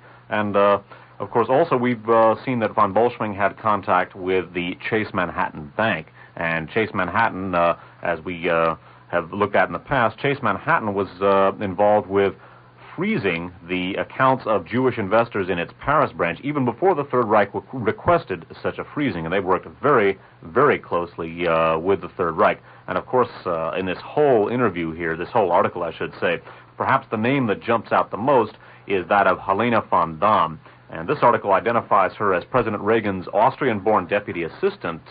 She basically was responsible for drawing up the list from which all of Reagan's cabinet appointees were named, and were made, I should say. And note that von Bolschwing, who certainly spoke German himself, picked her, of all people, to do translating for these documents for TCI. Noted that she also invested in TCI while then Governor Reagan's secretary. Now, the von Damm-von Bolschwing connection is one that certainly bears investigating and bears, well, having more light shed on it, as we like to say in these broadcasts, food for thought, grounds for further research, because Helene Von Damm has certainly not been idle, and her connections to a high-ranking Nazi war criminal. Now, keep in mind that von Bolschwing was Eichmann's superior. Von Bolschwing, among other things, was arranging for cooperation between the SS and the Haganah during World War II, and as that Höhne passage indicated. And the Von Damm-von Bolschwing connection here certainly bears a lot of scrutiny, just as the Triefer-Nixon connection did. Among other things that bear scrutiny is the rise that Helene Von Damm has made within the Reagan administration. Let me just real quickly read an article, and then I'm going to add something to it. This article is from the San Francisco Chronicle for Tuesday, August 3rd, 1982. The article is headlined, "Big Promotion for Reagan's Ex-Secretary." Now, let me just say one thing, just that I thought it was kind of amusing as I was reading through this very, very short little blip here, is they talk, the article headlines, and I'm sure it says big promotion. See if you can tell the difference from this article between what she was doing and what she was promoted to. Once again, big promotion for Reagan's ex-secretary from the Chronicle, August of '82. President Reagan announced yesterday in Des Moines that he will promote Helene Von Damm to the position of Assistant to the President for Presidential Personnel. She will replace E. Pendleton James, who is returning to the private sector, according to the White House announcement. Von Damm, formerly Reagan's secretary, has worked with him since his first campaign for governor of California in 1966. She is now Deputy Assistant to the President and Director of Presidential Personnel. Okay, let me just give you those two titles again, just because it's rather interesting. She is being promoted to the position of Assistant to the President for Presidential Personnel. This is a big promotion from her current position as Deputy Assistant to the President and Director of Presidential Personnel. You figure out what that means. Anyway, one of the things significant, of course, is that Helene Von Damm's position did put her in an area where she could influence selectees or possible selectees for government positions. However, since then, Helene Von Damm's fortunes have risen yet again. She is currently, as last heard, the American ambassador to Austria. So she has risen from being Ronald Reagan's personal secretary to now being the ambassador from the United States to Austria. So a fairly significant rise. Once again, as Dave says, food for thought and grounds for further research, something to be looked into, and certainly the matter of going over to translate German contracts for a corporation with a German president, and instead of being paid for it, apparently giving them $1,000 to invest, while she was at the same time President Reagan's secretary, at that time Governor Reagan's secretary. Anyway, kind of a weird story, but once again, just something to note, the proximity, the geographical proximity of some of these affairs. We have probably the North American chief of the Gehlen organization, actually living and working out of the Bay Area, right here where we sit. Okay, now keep in mind also that Von Bolschwing, basically Pete Carey came across Von Bolschwing while following the trail of Frank Turple, who his ex-CIA status is very doubtful, as we'll talk about in the program that we do on the Turple-Wilson connection.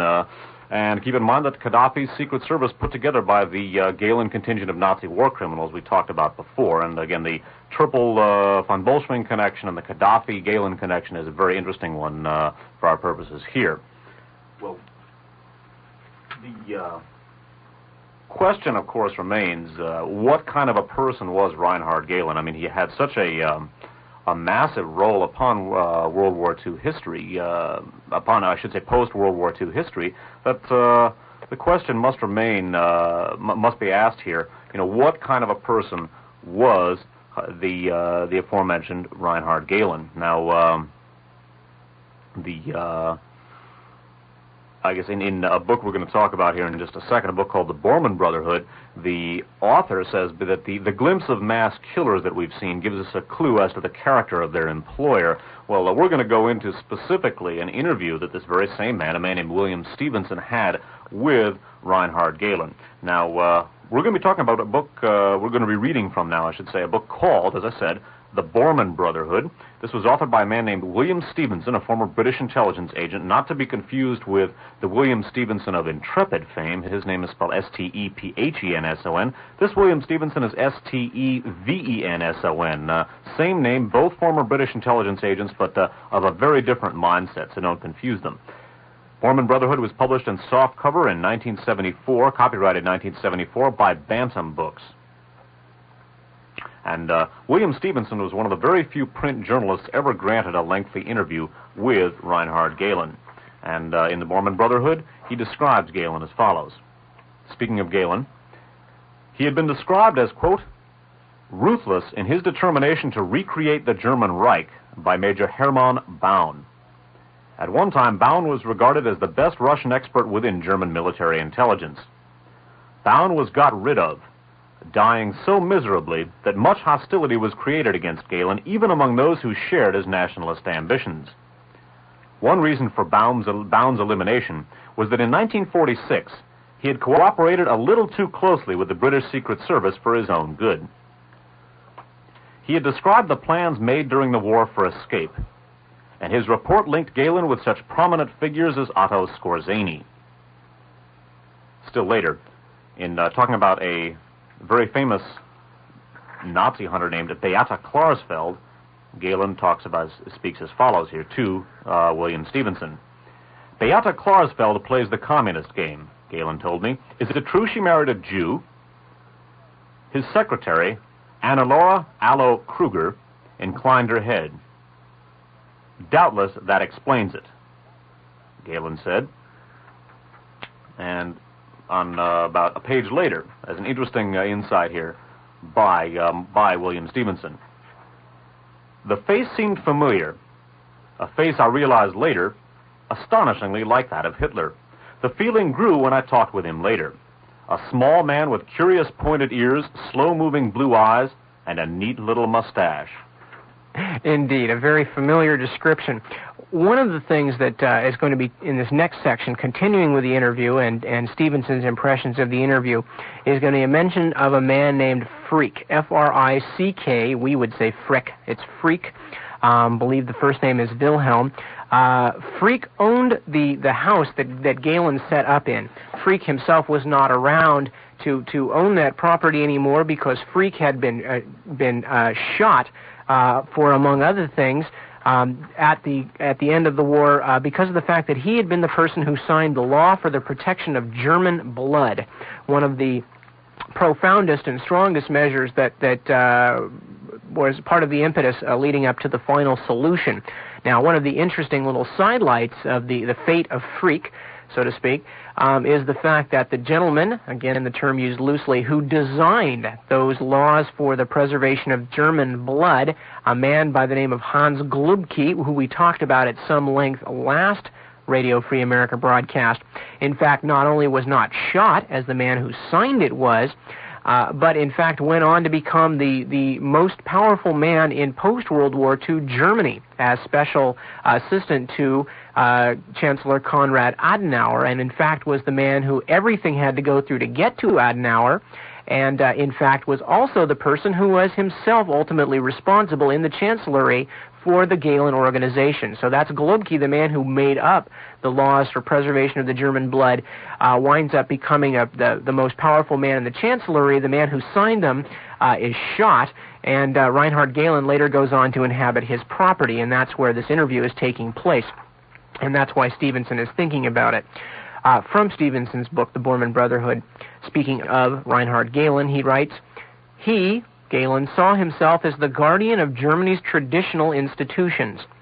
He felt responsible for rescuing the only Nazi German organization and maintaining continuity almost unbroken from becoming head of Foreign Armies East to chief of the Gehlen organization aimed at Russia. I'm going to reread that because that echoes so closely from Gehlen's own mouth what Carl Oglesby was saying when we led the broadcast off with his selection. Gehlen saw himself as the guardian of Germany's traditional institutions. He felt responsible for rescuing the only Nazi German organization and maintaining continuity almost unbroken from becoming head of Hitler's Foreign Armies East to chief of the Gehlen organization aimed at Russia. He quoted a politician of 50 years ago who had said, quote, Germany and Japan are the natural opponents of any Russian expansion, but the British Empire and the United States in the long run are the most threatened, unquote. Now there, said Gray Fox, a nickname for Gehlen, was true perception. If a man could see historical trends half a century ahead, how much more effectively this could be done with modern methods of analysis. Absolute freedom of the press was dangerous. There must be ways of screening officialdom from public scrutiny. My eyelids began to droop, says Stevenson. Freak must have sounded like this. If the war had turned out differently, Reinhard Gehlen's name would have been inscribed in the 1,000-year Reich's Hall of Fame. His words showed no change of heart. SS men were put at the disposal of the Egyptian government, quote, to inject expertise into the Egyptian Secret Service. He still betrayed indignation at the way the British during the war, quote, pumped out propaganda against us through the BBC. Still later, William Stevenson writes as follows in The Bormann Brotherhood. The grandfather clock bonged. Tea was brought and sponge cake. The Gray Fox, a very common nickname for Gehlen here, the Gray Fox droned on. Willy Brandt's Eastern policy had been plotted secretly a meeting in Rome between West German socialists and Italian communists. Gehlen, I found out later, repeated this accusation in his memoirs with no other documentation than unnamed intelligence sources. No wonder Gray Fox's own political supporters wanted him to keep quiet. He could say unblinkingly that the Secret Service should be used to fight Willy Brandt, appeasement, communism, in fact everything that did not accord with his right-wing friends. It never occurred to him that a new generation of Germans might be put off by his authoritarian views.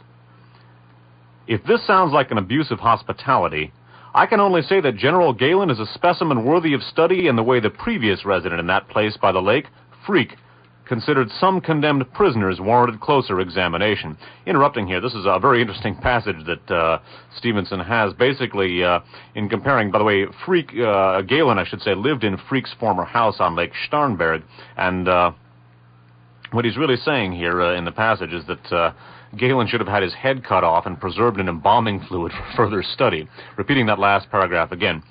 If this sounds like an abuse of hospitality, I can only say that General Gehlen is a specimen worthy of study in the way the previous resident in that place by the lake, Freak, considered some condemned prisoners warranted closer examination.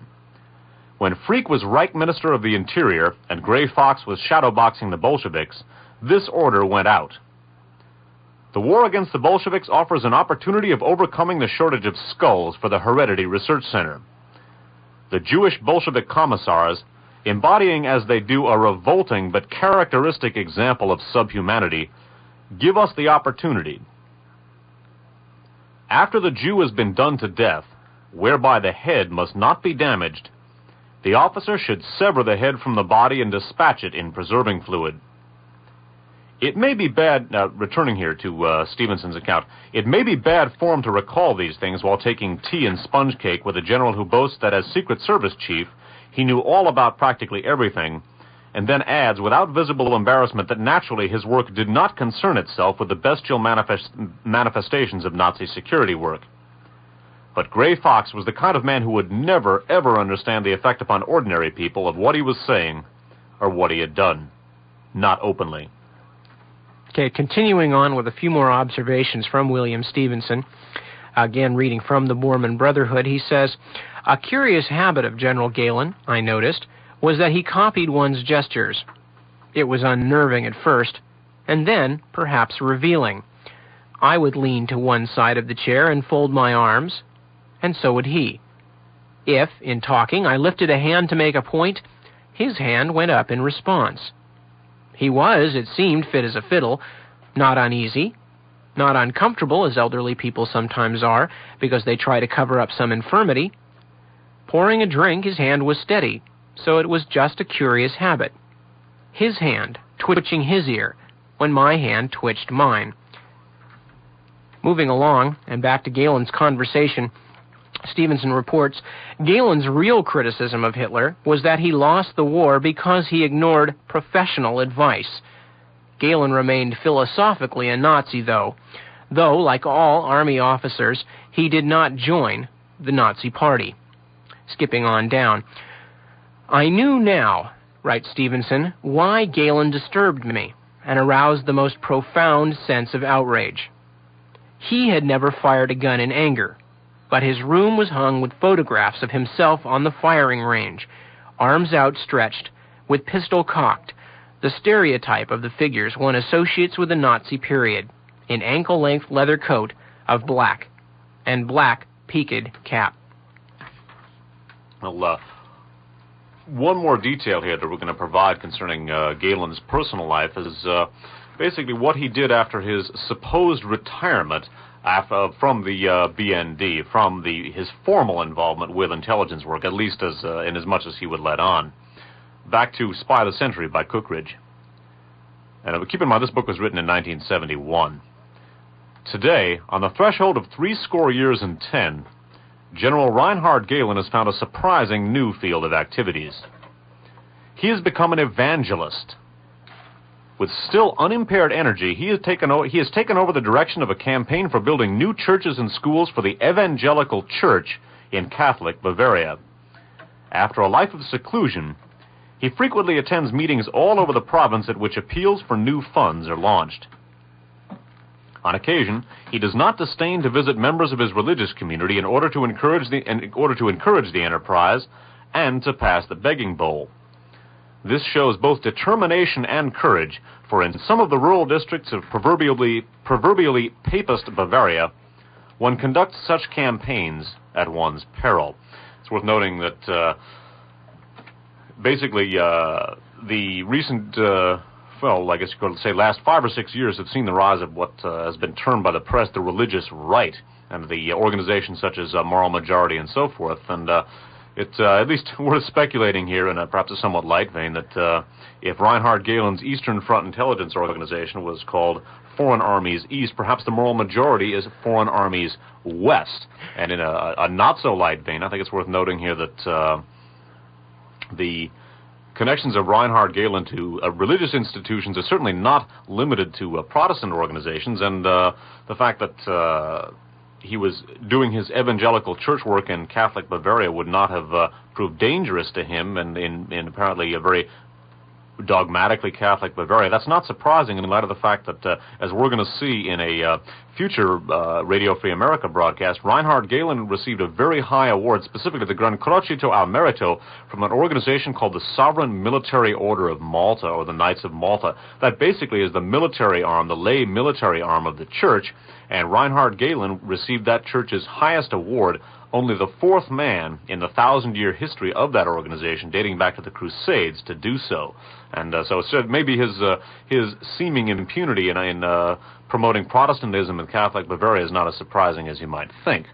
Indeed, and it's not that far away around that circle, because if there's anything that the evangelical religious right in this country and the religious right of the Catholic Church as personified in the sovereign military order of Malta have in common. It's a very strong belief in the propaganda value of a quote-unquote heavenly injunction against communism, and a willingness to a religious resolution to go into a shooting war if necessary to keep Bolshevism from spreading across the world, et cetera, et cetera. So something anyway to think about perhaps, and something to leave you with. We're going to take a short break before coming back for phone calls.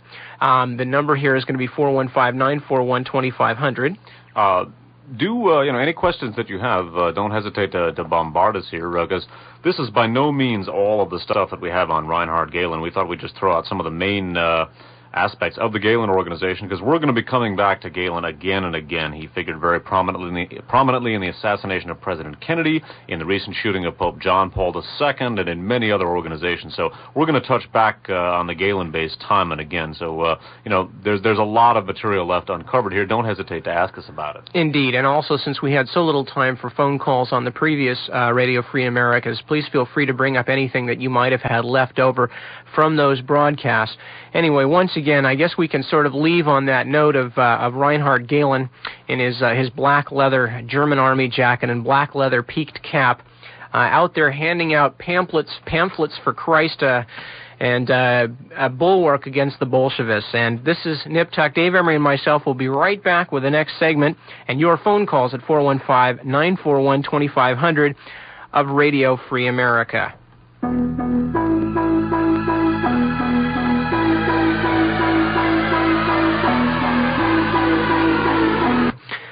Mentioning again, coming up in July, on July 8th and 15th specifically, is going to be a re-airing of Dave's and my production of The Guns of November, which was originally aired in the 4 weeks of November of last year, and that is going to be July 8th, 3 p.m. to 9 p.m., and July 15th, 3 p.m. to 10 p.m. So specifically, just the information we've cut out, musical breaks, et cetera, as much as possible to render it down as economically as we can and save you folks some money on oxide. Once again, July 8th, 3 p.m. to 9 p.m., and July 15th, 3 p.m. to 10 p.m. And you're going to hear more about the Gehlen organization on the Guns of November, because basically that organization was very much involved with the assassination of President Kennedy.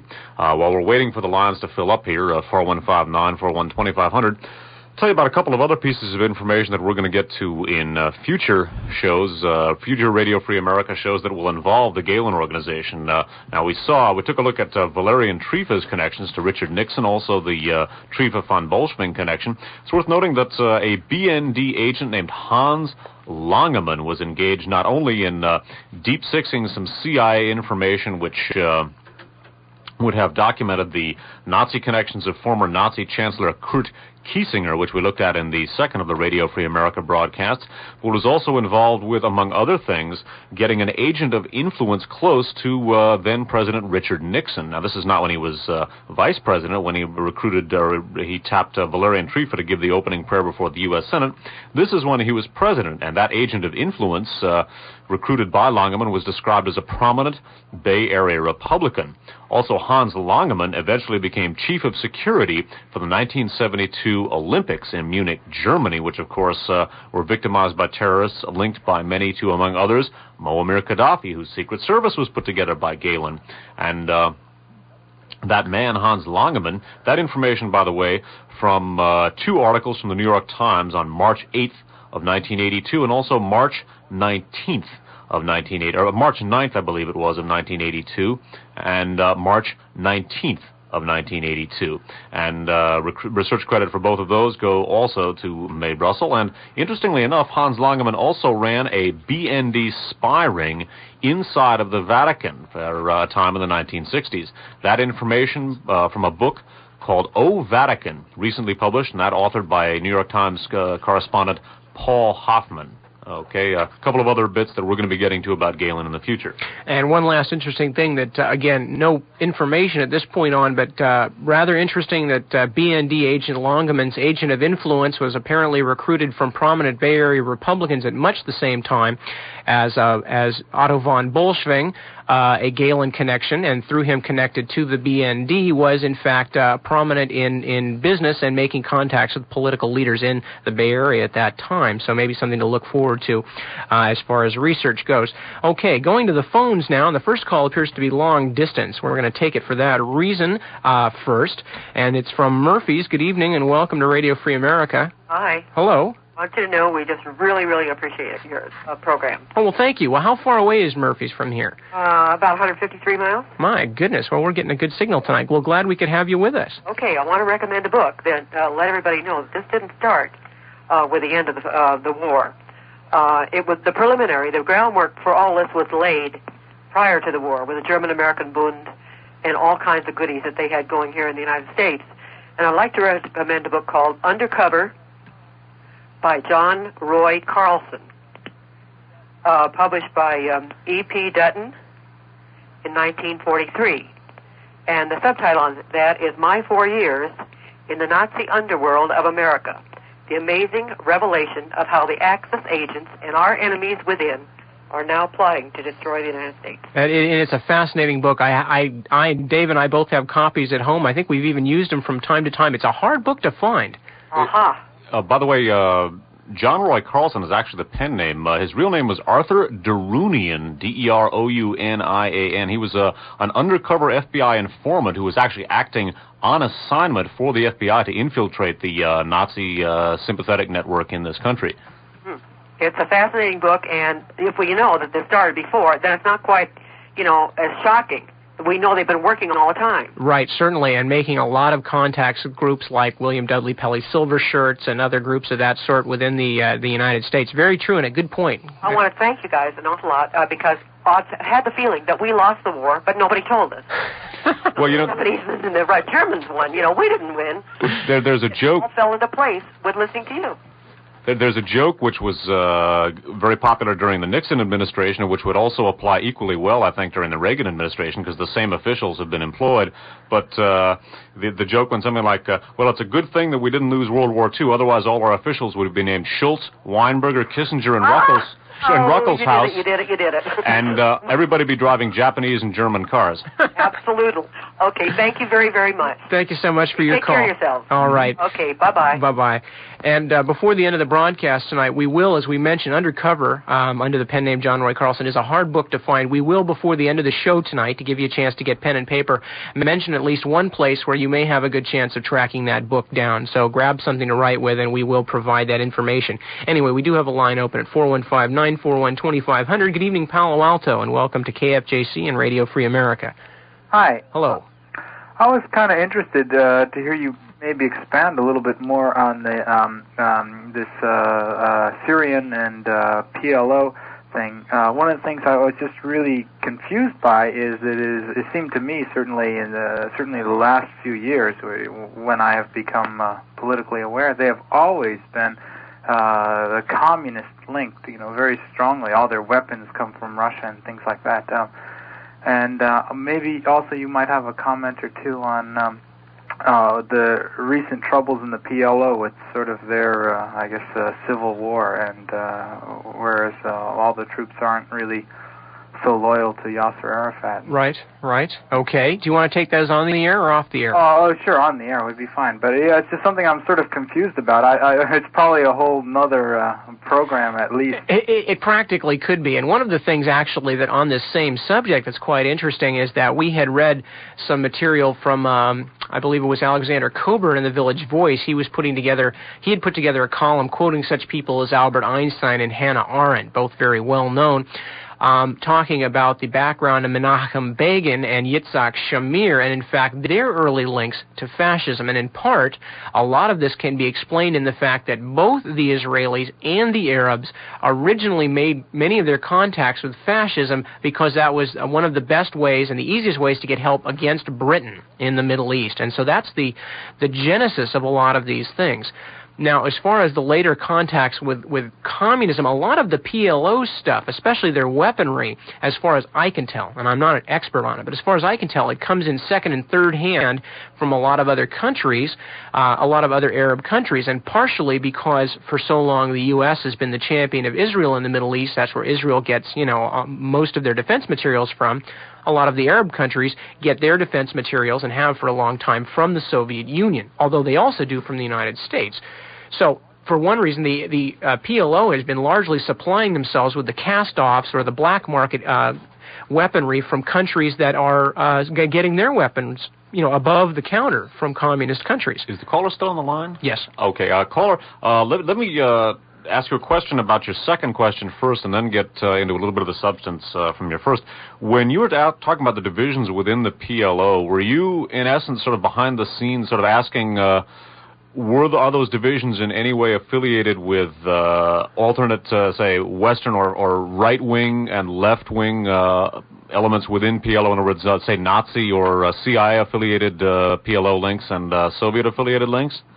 Well, that it did seem to me to be certainly possible from the way you're talking, especially if there was a very strong Nazi influence in the beginning of the organization of the PLO when, say, Yasser Arafat and many of his generals, if you will, were trained and whatever. And it seemed that many of these rebels now were sort of the younger fighters for them, and how are they influenced? I really don't know that much about it, and I was just curious how much you could tell me in a few minutes. Well, the PLO, again, in a few minutes, I don't know. The PLO is a very complex organization it's an umbrella organization, and many of its components have links to some to the Soviet bloc, some to the far right. A fellow by the name of George Habash heads up an organization called the Popular Front for the Liberation of Palestine. That has many links to the far right, including CIA. I don't know as the specific current divisions within the PLO or something, because I thought that might have been what you were driving at. I don't know, is that something that at least I could comment on with any degree of authoritativeness. A sister station which does cover PLO affairs to some extent is KPFA, which I'm sure you could probably get 94.1. They frequently have interviews with PLO people who could talk about PLO dynamics a little better than I could. But going back to your question about the early connections of the PLO and Palestine nationalism with the Third Reich.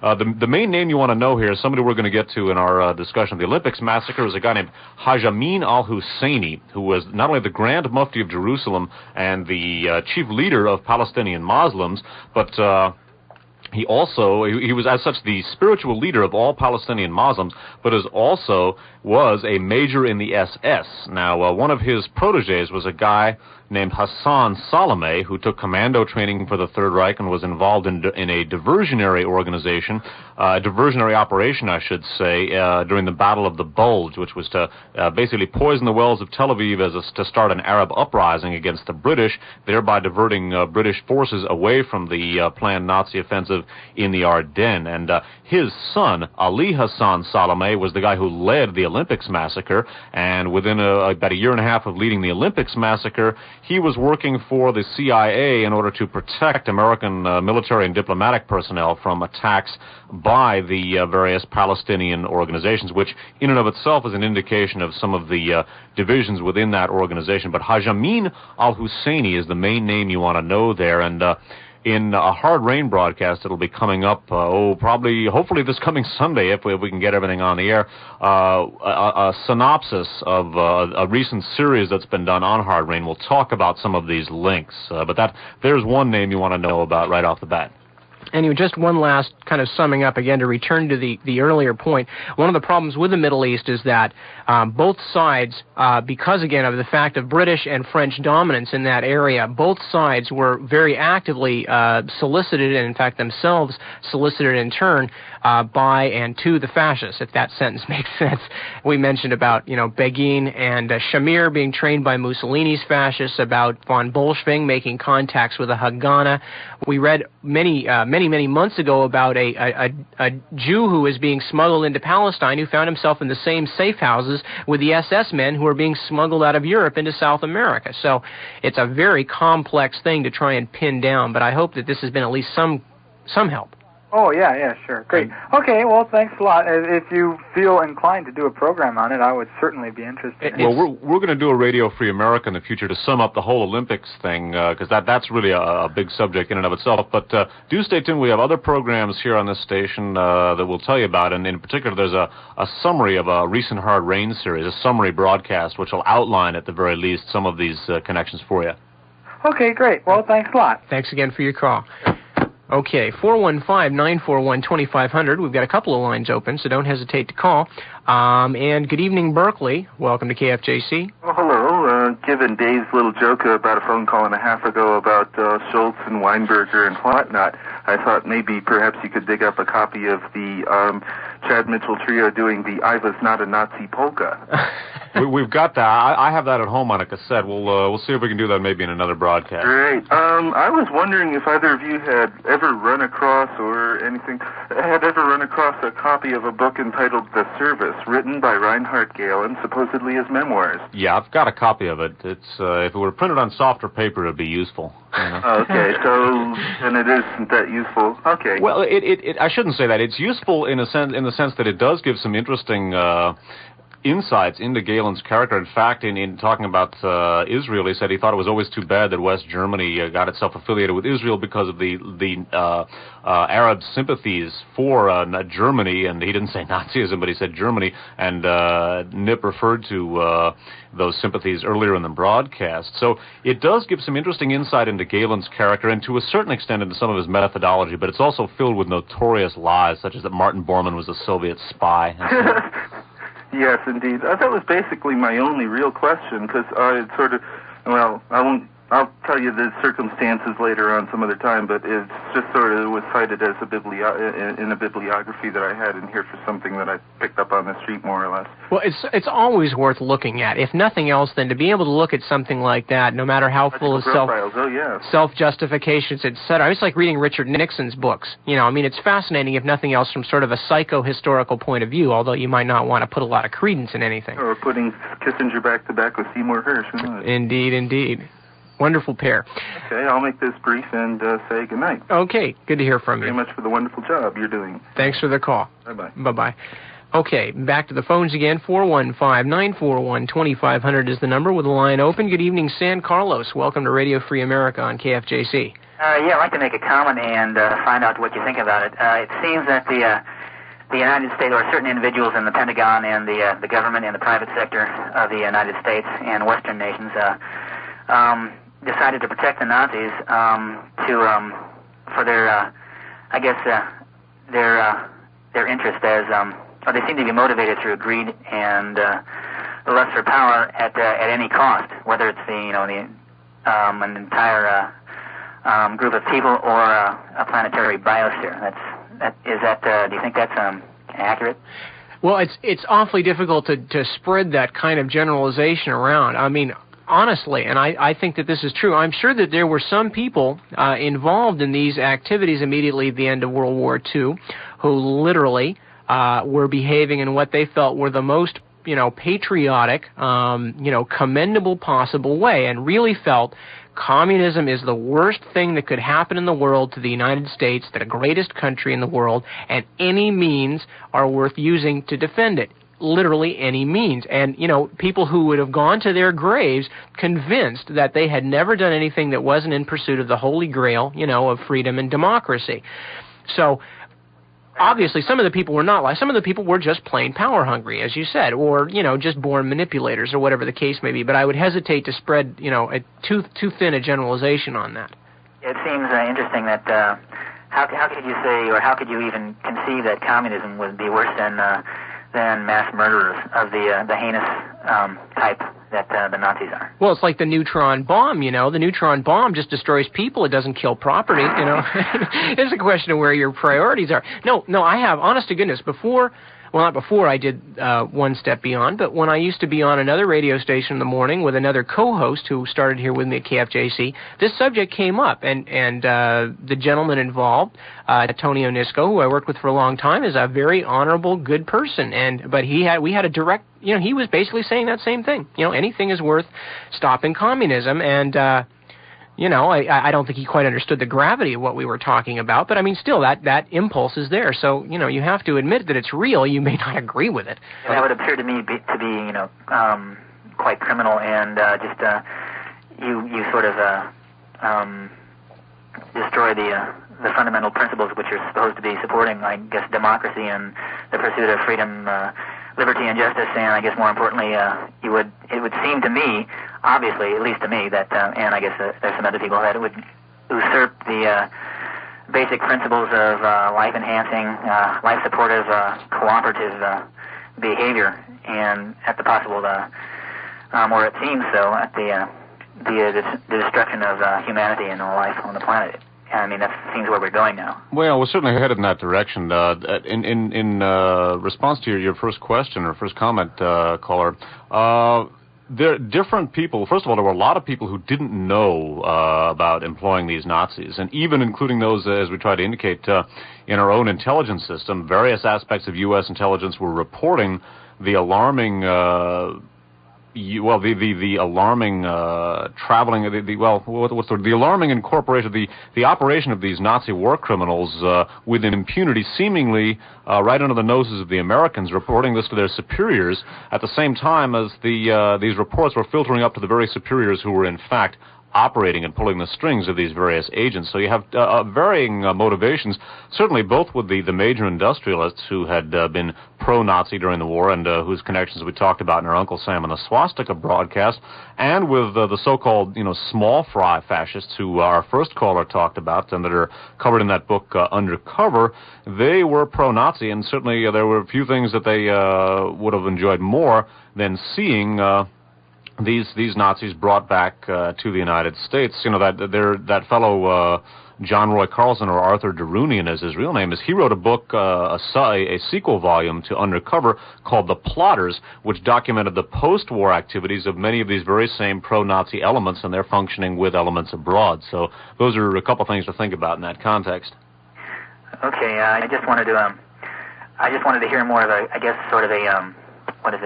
moral conclusion from you guys more often, because it seems like I've got a lot of these tapes. I've got all the tapes, and when I try to tell somebody else, or when somebody else, I got all these tapes, and they say, you have 30 hours of tapes. So what? There's all this information. Now, just what does it all mean? It all means that it seems to me that don't protect, I guess, mass murderers and criminals and heinous individuals. Since you bring it up, caller, since you are looking for some kind of a moral conclusion, by and large, obviously, we try and avoid getting too personal, and although we wouldn't do it if we weren't personally involved. I mean, obviously, if it didn't mean something to us, we wouldn't be doing it in the first place. Yeah. But to address the issue very briefly, and I think probably the simplest form possible that you can kind of slap on as a fairly consistent moral throughout the whole thing, I think the point of what we're doing, briefly, is that before, because the whole thing of anti-Americanism on, that's slapped on this kind of work and this kind of journalism just falls out the window. The point of what we're doing is Americanism. What we're saying is that before the United States can become the kind of country that it wants to think that it is, we had better realize that at many times, in many places, and currently, right now, we are often the bad guy, not the good guy.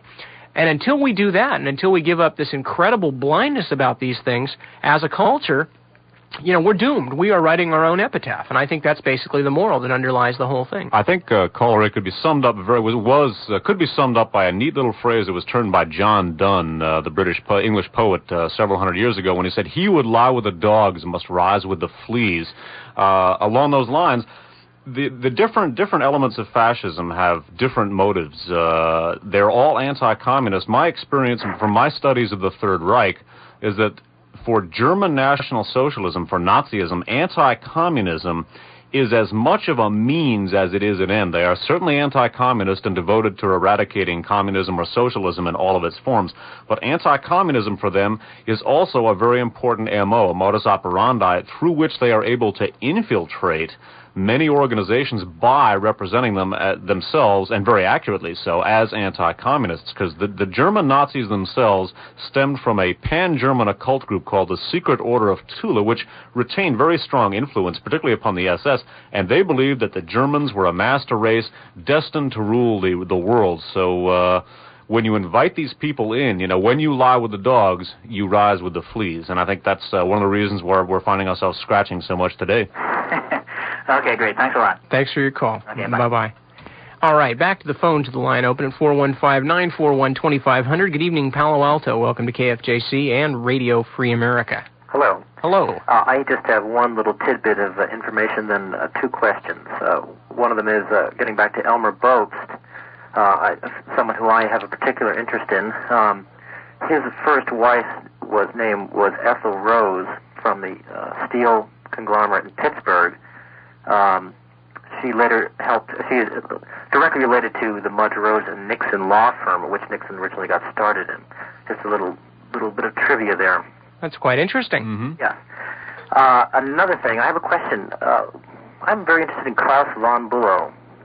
Does he fit into any of this? Has he any kind of a connection? It's that old Prussian von, right? Yeah, well, changing of the names and all this stuff. His father was a documented Nazi in Sweden, I believe it was, and his affiliations, I've forgotten the father's name, his Nazi affiliations are well known. Von Bülow himself was an interesting fellow. Three of his jurors were from the, I've forgotten what the name is, something like the School of Naval I've forgotten its exact name, but a very prominent naval intelligence institution from Providence, Rhode Island, which is interesting when you're getting a random selection of jurors. His defense attorney is the same defense attorney that Edwin Wilson had, a guy named Harold Price Farringer. So it's interesting. And there was a von Bülow family very, very closely affiliated with the Krupp industrial empire in Germany, and its affiliations with German conquest, both during World War II and before that, are very well known. Well, didn't he change his name? Wasn't it something like Annenberg or something like that previously? I don't remember. He may have changed his name. The father's name was not von Bülow, at least as far as we know. I've forgotten what his name was, but he was a Nazi. He was pro-Nazi, and I've forgotten what kind of an end he met. But because he changed his name to von Bülow, he named his daughter Cosima, which is Cosima von Bülow was the name of the wife of Richard Wagner. Kind of an interesting choice. That's right. That's true. That is correct. Back on the subject also, the earlier question about Nixon's law firm. Now, Dave, I'm going to have to get you at least a nod or a head shake from you on this. Was this that, now, the law firm was, what was the name caller at that time? Rose and Nixon. Okay. Now, was that at the same law firm that was later used as the Western Tube Front? No, that was Bewley, Krupp and Nixon. That's what I thought, okay. This was one that he was affiliated with. Interestingly enough, though, that law firm did a lot of legal work for the Sindona Empire. Right, McKinley-Sindona. It's just interesting that Nixon, one of his law firms, then being the instrument to introduce Nikolai Malaksa, prominent Iron Guard financier, into the country, and another law institute being, at least in some way, shape, or form, however distantly, connected to Elmer Bobst, an intimate, apparently, of Otto von Bolschwing. So. Well, I know that Werner Lambert did extensive dealings with the Nazis during World War II, and also World War I was apparently where they claimed to have made most of the fortune, so it's some ongoing thing. Right. And I have one other question, something that's beginning to interest me more and more. Later, before we get to that caller, note that all of the pharmaceutical industries worldwide have a very close traditional association with the IG Farben Nazi conglomerate, so that's something to keep in mind, too. Oh, another little bit of gossip here. Elmer Bobst's son, named Walton, tried to start his own pharmaceutical company in Switzerland during the 1950s, and it is reputed that he was assassinated by his father. But I don't have any documented information on that. This is all hearsay. But the blood is thicker than the water, obviously. Yeah, well, remember what John Donne said, That's right.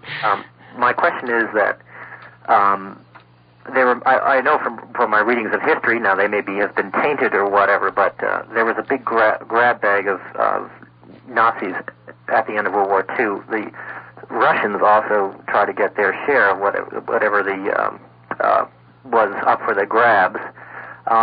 What do you know about Nazis who later became prominent within the Soviet Union after supposedly putting on different uniforms also? This has to do with the idea of possibly a sort of a Odessa conspiracy or something to get the two world powers into a cataclysmic war in which they would both be obliterated, and then the Fourth Reich could reassert itself. You should have heard the conversation we had before the radio show tonight, because it deals very much with this kind of stuff. We were talking about some of the Byzantine connections. Yeah, two good books to look for, caller. Again, the Skorzeny, subtitled Hitler's Commando by Glenn Infield, talks at some length about Odessa and SS contingents that were working, at least to all appearances, for the Soviets. Another book, also by Glenn Infield. As a matter of fact, there's a paperback at it. The Skorzeny book is kind of hard to find, but you look around, be resourceful, and you can check it out. And like I said, we're going to give you an address at the end of the broadcast where we'll talk about that. Maybe you can find that book. But there's another book by Glenn Infield called Secrets of the SS, and there's a recent paperback edition which some people have seen around in stores. And that talks about also some SS men who went to work for the Soviet intelligence system. Specifically, there's a reference there to something called the SSD, the Staatssicherheitsdienst, which was an SS contingent put together by Soviet bloc intelligence, specifically East German intelligence, for the purpose of infiltrating the SS, the huge SS contingent within the Gehlen organization. And they, among other things, were successful in spiriting out all of the documents of the Wannsee Institute, which, among other things, was in charge of all Sicherheitsdienst intelligence against SS intelligence against Russia, and that was headed up by Akhmatelli and Augsburg of Green Berets that we talked about before. Infield in Skorzeny, Hitler's Commando, talks at some length about SS men being used by the Soviet system and about these really sort of Byzantine counter-espionage conspiracies. Exactly, which SS guys working for which side and where their real allegiances lie is a subject of real hot debate. There's a tremendously incestuous relationship. Gehlen's chief of counterintelligence for a long time was a guy named Heinz Felfer, and he turned out to be KGB eventually. And but when I was guesting for Nip Tuck on One Step Beyond last Sunday, I said, and I can't speak for Nip here, I'll get his comment, I guess, in a sec. I don't deal, at least on air, that much with counter-espionage. In other words, KGB head-to-head with CIA or other opposing intelligence services, because really, about the only thing you know for sure is that you're not going to get the truth from either side. There is some historical documentation for SS men working for the Russians. Plus, you recall in Radio Free America, all of the Third Reich police apparatus was part of the RSHA, the Reichssicherheitshauptamt, and you had the RSHA basically consisted of the SD, the SS intelligence service, plus something called the SIPO, which not only involved the Gestapo, but also the Kriminalpolizei as well. So any German post-World War II German with real police experience would have been nominally at least a member of the SS, and so certainly given the relatively sparse population and the extent to which all of the Eastern countries were hard put to come up with requisite people to serve in their various institutions, I'd be willing to bet, and there's considerable evidence that there are a fair number of Nazi police veterans working in various police capacities in East Germany. As I understand it, I think that the space program also in both countries borrowed heavily from sort of a split down the middle of kind of rivalries within the German rocket program. Am I incorrect on that, or do you know anything about that? Yeah. Good book to check that out is Project Paperclip by Clarence Lasby. Talks about that at some length. Athenium Press is publishers. So see if you can dig that one up. That talks about that at some length. Yeah, there was hot competition to grab as many of the experts as they could. I would, of course, applying to nuclear weapons. I would suggest very briefly, just 2 quick points, caller. One, on the subject of the rocket scientists, I would say that if in any cases that there was a case where some people honestly did not go to one side or the other because of political preferences, it would have been among the rocketry experts, although certainly a lot of the rocketry experts were very profoundly pro-Nazi, and von Braun and Dornberger's background is talked about at some length in Operation Paperclip, Project Paperclip. But I would say also there's probably a possibility that some of the scientists merely just went with whoever wound up with them without any particular ideological thing. On the other end, in answer to your first question, I generally agree with Dave on the subject of SS and counterintelligence and KGB, etc. The only thing I would suggest is that in the March on Berlin, I would say that fewer of the German SS people and people of that nature would have gone over to the Russians, as opposed to, say, if the Russians had gone into Italy, it probably would have been split about 50-50 as to what side people wound up on.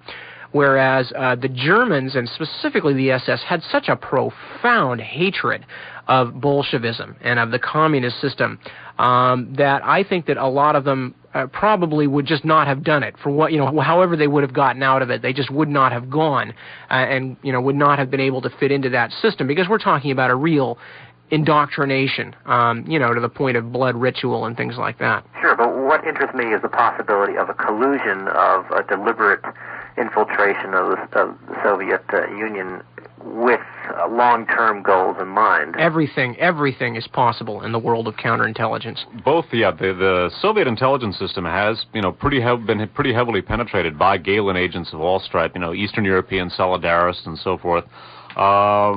And in turn, they've been very successful in penetrating Gehlen. So, who knows? Again, it's a very Byzantine connection, and you really don't know.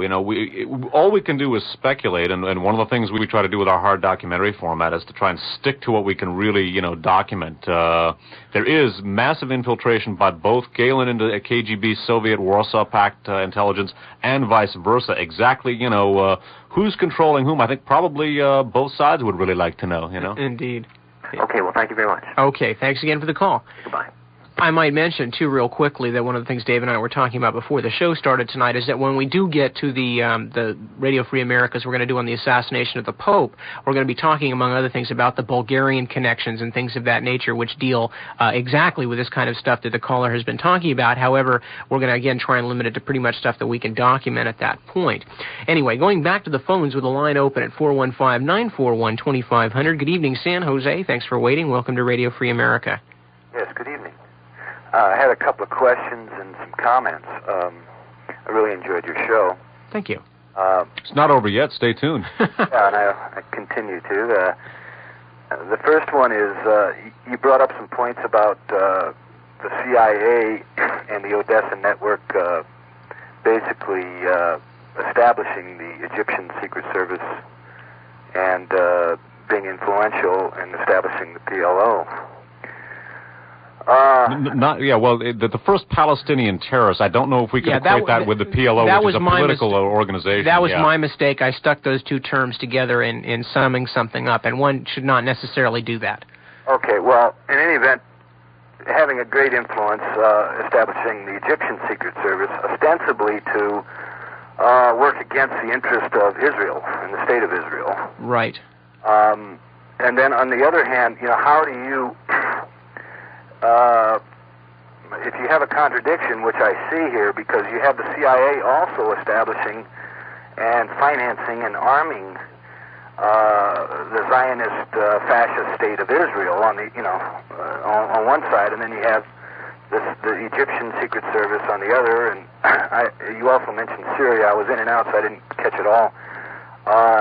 But you didn't really seem to deal with that contradiction. Why would the U.S. or the imperialist powers of the West go about financing these opposing forces like that? Okay, first of all, a couple of questions. First of all, I just want to take a slight bit of exception with the term Zionist fascist government of Israel, especially, the early days is hard to tell because that was coming out of the revolutionary ferment of the post-war era in the Middle East. But certainly in much of the later part of the Israeli government, I wouldn't use that term. I come close to that term with the Begin government and parts of the Shamir government, but it's just a term I'm a little uncomfortable with. To address your point specifically, well, one of the reasons, as was mentioned in the article from the Cookridge book, that one of the reasons that they sent the Nazis to Egypt to set up the Secret Service was precisely because of the CIA's direct contacts with Israel. Now, why they would allow them to do it is because primarily they were not supporting Egypt to attack Israel.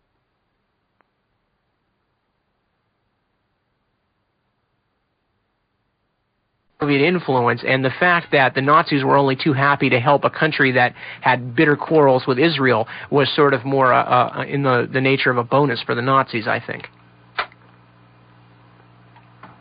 Hello? Hello? Okay. Yeah, I think that question really probably could be, studied a little more, and will in the future. I have my own sort of suspicion in some studies I've done. I really feel that the main imperialist powers of the West are one thing they do, at least this is the way it seems to end up, is they seem to set up opposing states, smaller opposing states in one area of the world, and have them oppose each other, and at the same time, by them opposing each other, gain the upper hand, over the overall situation. Oh, certainly. Well, I think that both the Eastern and Western blocs specialize in that. I mean, that's how.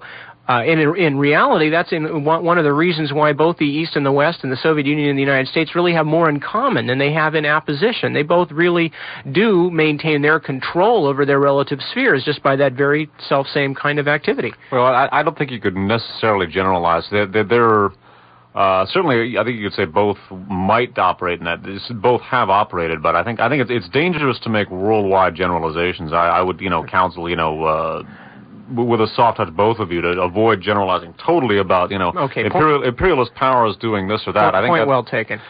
Focusing specifically on Israel and the Arab nations, I think in that context, I think to a certain extent, your caller, your comment is well taken. One of the, and I would term the present Israeli government fascist with a capital F. The Begin, the Beitarim, the so-called revisionist Zionists, were closely affiliated with Mussolini in both spirit and body. Right. And but the Shamir government was even to the right of that. They were Yitzhak Shamir, who of course was Begin's foreign minister, was affiliated with something called the Stern Gang, which advocated an open military alliance between Hitler and the Jews. And so I would call the present government of Israel fascist with a capital F, both in philosophy and in practice.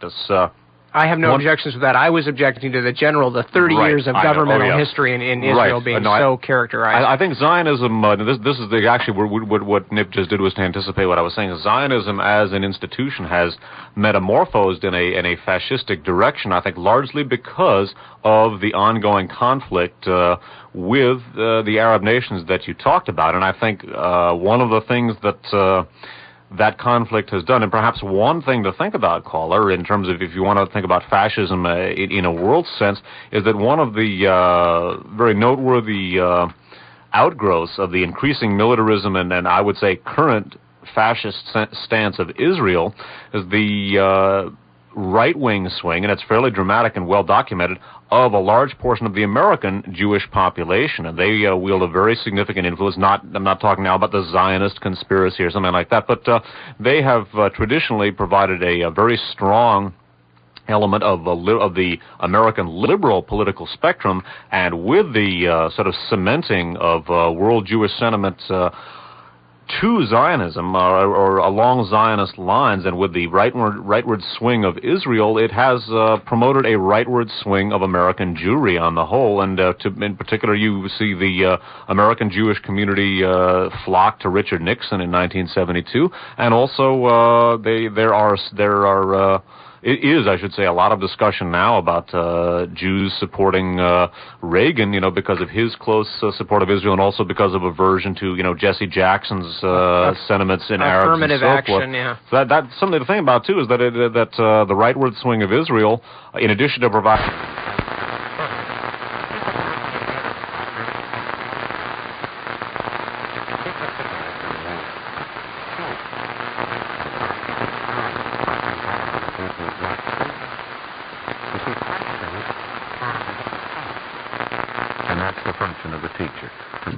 Okay, I think we're back on. KFJC Los Altos Hills. Thank you. Okay. You're still with us, caller, huh? Okay, I did have one other quick comment. I just read a book called Are We All Nazis? That's a great title. Sounds like a band. Go ahead. I saw the title at the library. I said, my God, what is this? And it's by a man by the name of Hans Askenasy, Askenasy.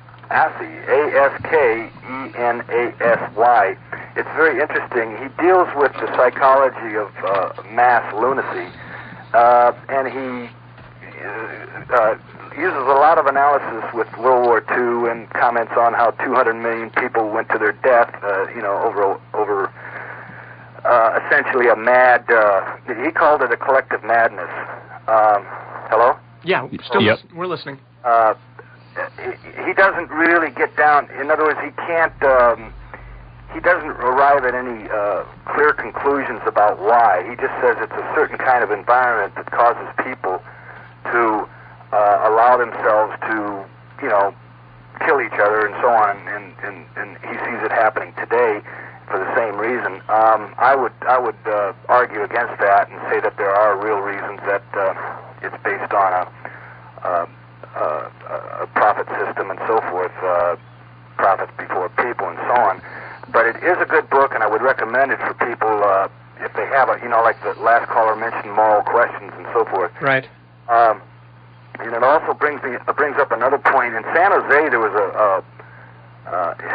and I have to draw this in because you mentioned Lauterbach and the Hitler Youth Corps. Right. And I wish you would go into that maybe a little further. There was a recent happening during a graduation of valedictorian Lizette España, who happens to be from San Salvador. Her parents do, in the event, was denied the right to give her valedictorian speech. The people, Rodriguez and Cross are their names, principal and vice principal, said that it would be damaging and degrading to the people. Apparently she had some critical remarks to make about the administration and about some of the teachers, and it's generally a fairly moderate criticism, but they wouldn't allow her to make that speech, and it just brought to mind the problem with mind control, and the problem with how schools and the whole system of ideas are controlled by things like the school system and newspapers and TV and so forth, and that's essentially what happened in Germany, and the Nazis were the greatest masters of all time in doing that. But it's happening also today in this country and throughout the world. So if maybe you could do a little more on things like how Hitler controlled the Hitler Jugend and all that. A great mass of people. The German people essentially didn't hate the Americans. Studies were done on that. The average German didn't have anything against them. In fact, the higher-ranking Nazis had nothing against Americans or British as such. But there they went. And now the communists are a whole different matter. Hate against communism is like mother's milk. Just liking the devil. You just do it. Well, again, I would say that for the Nazis at least, anti-communism was more an MO. In other words, they got much of the critical industrial support that they needed from Britain and the United States by representing themselves, again, accurately as anti-communists, and they also, after the war, were able to worm their way to an even greater extent into the bosom of both, at least the United States and NATO.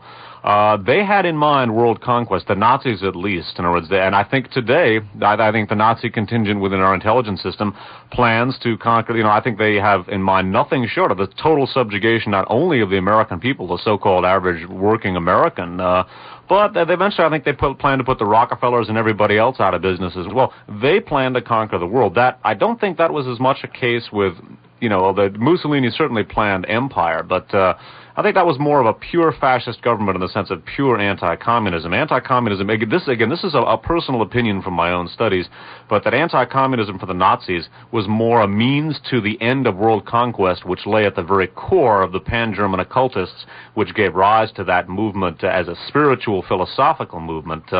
You've raised a mouthful. I mean, I just gave you a mouthful back, but the issues you raised are I think, far too broad for us to discuss in the context here, particularly generalizing from Hitler's Germany to the recent goings-on at San Jose High. As far as, Hitler being, the whole phenomenon of Nazism being ascribable to lunacy, well, all I can say is Hitler was the first low nut, but the whole issue of mind control, both individual and collective, is something we've dealt with in the past on the KFJC triumvirate, I guess you could say, one step beyond May, Russell, and Hard Rain, and we will continue to do that in the future. Yeah. I'd better put an end to this myself, caller, because if I started to respond to the stuff that you and Dave said, we would indeed be going around on this all night. And it's certainly a subject worthy of further conversation, and the history of this kind of propaganda activity is worth following up on, too, and that will be obviously coming up from time to time. I don't know if you, I don't want to sound like I didn't make my point. The only thing I had to comment with San Jose is, mind control is just going on. Oh, yeah. Well, there's mind control is overt and covert, and I think your point is well made. It doesn't necessarily have to mean you're strapped down in a chair and needles are driven into your forehead. It can be a lot more subtle and a lot more automatic than that, a lot more a process of, sociological conditioning. No, I think your point was well made. Okay, keep up the good work. Thanks for your call. Have a good night. Bye.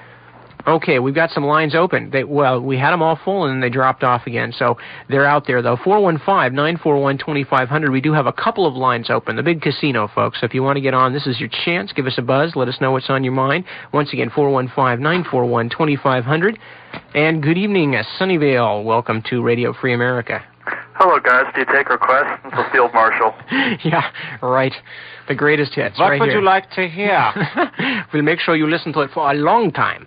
Something like Oops Up Stuff or something like that, yeah. I was wondering, might be an interesting adjunct to this particular discussion is our supposed Nazi hunters. Now, Mae Russell, I've heard on our summer broadcast that she mentions supposed quote-unquote frauds like Simon Wiesenthal, who are, and she hasn't yet elaborated on it, or I might have missed a tape on it, and it might be very interesting to maybe discuss some of the Nazi infiltration into such groups that are supposedly in favor or go around trying to apprehend fugitive Nazis. It's like bogus organizations. So I do have an article buried somewhere in my newspaper where supposed ex-member of the Nazi Party should have dug it up. Evidently joined one of these particular groups. I can't remember which. It might be the Jewish Defense League, but it might be an interesting subject to follow up on. Well, I'm sure there's infiltration now. I don't know what May's referring to. I'm going to let Dave talk about it in a second, but I would, again, be very hesitant to start throwing the term bogus. I understand what you're saying. Yeah. I'm just saying I would be very hesitant once again because, again, in a larger sense, as we've been talking about, the one of the main things that defeats certain types of efforts is, and one of the reasons that, for instance, that the left, not being pro-left myself necessarily, one of the reasons the left has never been a political force to reckon with in the United States or almost anywhere, really, is because there's so much factionalism, and there's so much like, well, you're a Stalinist, well, you're a Trotskyist, and one has to be very careful sowing those seeds among anti-fascism, although certainly vigilance is important, right? Right. Okay. Dave, do you have anything to say to that? Well, a couple things. As far as May's specific discussion of Wiesenthal, I'll give you one interesting thing about what May has experienced with Wiesenthal, and another interesting piece of research. Charles Hyam, who wrote a book about Errol Flynn. He was a Hollywood writer. He was not originally a political writer. He wrote a book about Errol Flynn, originally just to be a straight Flynn bio, as he had with other big-name Hollywood stars, and he came across Flynn's Gestapo connections. While in Germany, researching those Nazi connections of Errol Flynn, he stopped by Wiesenthal's to ask him about a particular Nazi war criminal or a Nazi that he was tracing down, and Wiesenthal put him off of the guy's trail, and he said basically said that the guy wasn't anywhere to be seen. In fact, the guy was right there in town, and a lot of May's suspicion stems, because May has been in touch with Hyam, stems from that. Partially the fact that Wiesenthal, also I think it is speaking for May here in this case, I think that the fact that Wiesenthal has not shown much appetite for chasing down, in other words, if you're looking for Nazi war criminals, we showed you where a few of them could be found just from documented literature earlier in the broadcast. One of the Nazi war criminals who is supposedly very much being sought today is a fellow named Alois Brunner. Okay, now we talked about how he was working for BND in Damascus as of 1957. His trail has become more elusive. Apparently he was spotted in Damascus in 1982. But I think that is also has a lot to do with May's suspicions. In other words, if the guy's looking for Nazis, he could pick up a book and find an awful lot of them, and find out that in fact they are very much with us today. I mean, the murderers among us. Wiesenthal's book talks about that a little bit, but also Ted Rubenstein, who does a lot of research for us, has come across something very interesting as well, which is that a lot of people who have contributed to Wiesenthal's organization in this country are in fact some big-name Jewish mobsters. Alan Dorfman comes to mind, the late Alan Dorfman, and I think also the late Meyer Lansky. I'd have to check the names. I'll try and do that for you, but that has a lot to do with it, I think. And, I think the fellow you were talking about was a guy named Mike Connolly, who initially was a Nazi and then went to work for the Jewish Defense League. I don't think he was an infiltrator as such with JDL. I think he's actually, at this point, is pretty close to Irv Rubin, who's head of the Los Angeles Jewish Defense League. I don't think Irv Rubin shows much appetite for chasing down the Gehlen gang. Maybe it's one thing to go out and chase a few Klansmen or street Nazis, but when the JDL and Wiesenthal start dealing with Josef Mengele's American citizenship circa 1932, then I guess maybe we can view them as being serious. Well, there's a precedent, don't forget, Menachem Begin, even the warning article back in 1948 written by Albert Einstein, if I've got my information correct, warning about Mr. Menachem Begin. Right now he's being swallowed whole as, supposed Jewish leader and staunch guardian of the Jewish state. Well, if you look back from the KFJC research, you find that's quite the contrary. So there is a precedent for this type of thing if this does occur. And, it's not something I just brought out because it's on top of my head. I do think there might be some validity behind it. That's true. It makes sense, though. I mean, if you're going to get a huge organization going and you want to get some odd-shot provocateurs and maybe poison a point of view, it helps your cause to put up an organization that is bogus in a sense and make the whole cause of anti-Nazism look really bad. So like COINTELPRO, Right. So, and I also wanted to mention, there's Russian influence in, let's say, a country like Hungary, where there still might be Austro-Hungarian influences in Hungary, as far as family ties are concerned, that might stave off, any serious commitment to the Communist Party line. Someone mentioned, as was mentioned earlier on the program, that it's a possibility that maybe the Soviets might have drawn in some ex-SS men. You also got to, realize that some of the countries that are so-called Soviet satellite are really a lot more Western than we care to think about. Bulgaria with its drug connections near Turkey and everything, and a few other things like that. And Romania's attempt to join the Olympics this year. So we might have a sort of a tilted view of how powerful the Soviets actually are in conjunction with their satellite countries. It is dangerous to generalize. Bulgaria, Romania, Hungary, and Finland fought with the Axis during World War II. Certainly, I think you can expect to be some residual fascist elements in all of those countries. I mean, political sentiments don't just evaporate, with battlefield defeat. That's something to keep in mind. Something for you to look into there, Field Marshal. Again, we'll give you the research information, or Tom Davis Books information later in the broadcast. But the book that we read about the Gaddafi, Gehlen, Skorzeny connection, Martin Bormann, Nazi in Exile, discusses the fact that the post-war Bormann financial network, largely through the very large Argentinian Jewish population, which, if memory serves me correctly, is the world's 6th largest, has been, in fact, a very generous supporter of Israel, and that, in fact, Jews have actually been incorporated into the Bormann financial organization, and that this Bormann support through the Argentinian Jewish community of Zionism and Israel has been one of the reasons why there has not been more vigorous pursuit of Nazi war criminals by Israel. But that's, again, Paul Manning, Martin Bormann, Nazi in Exile, and we'll give you information about where to get that at the end of the broadcast. Yeah, a couple of 2 quick points, concluding points. It's very important to make sure that every point that is made in the past Nazi connections, American affiliation with Nazi business, is brought up to the present, because a lot of people have sort of a sense like this is in past, it's buried, it no longer exists. It's very important to hint on it. Hey, it's still present, it's still there.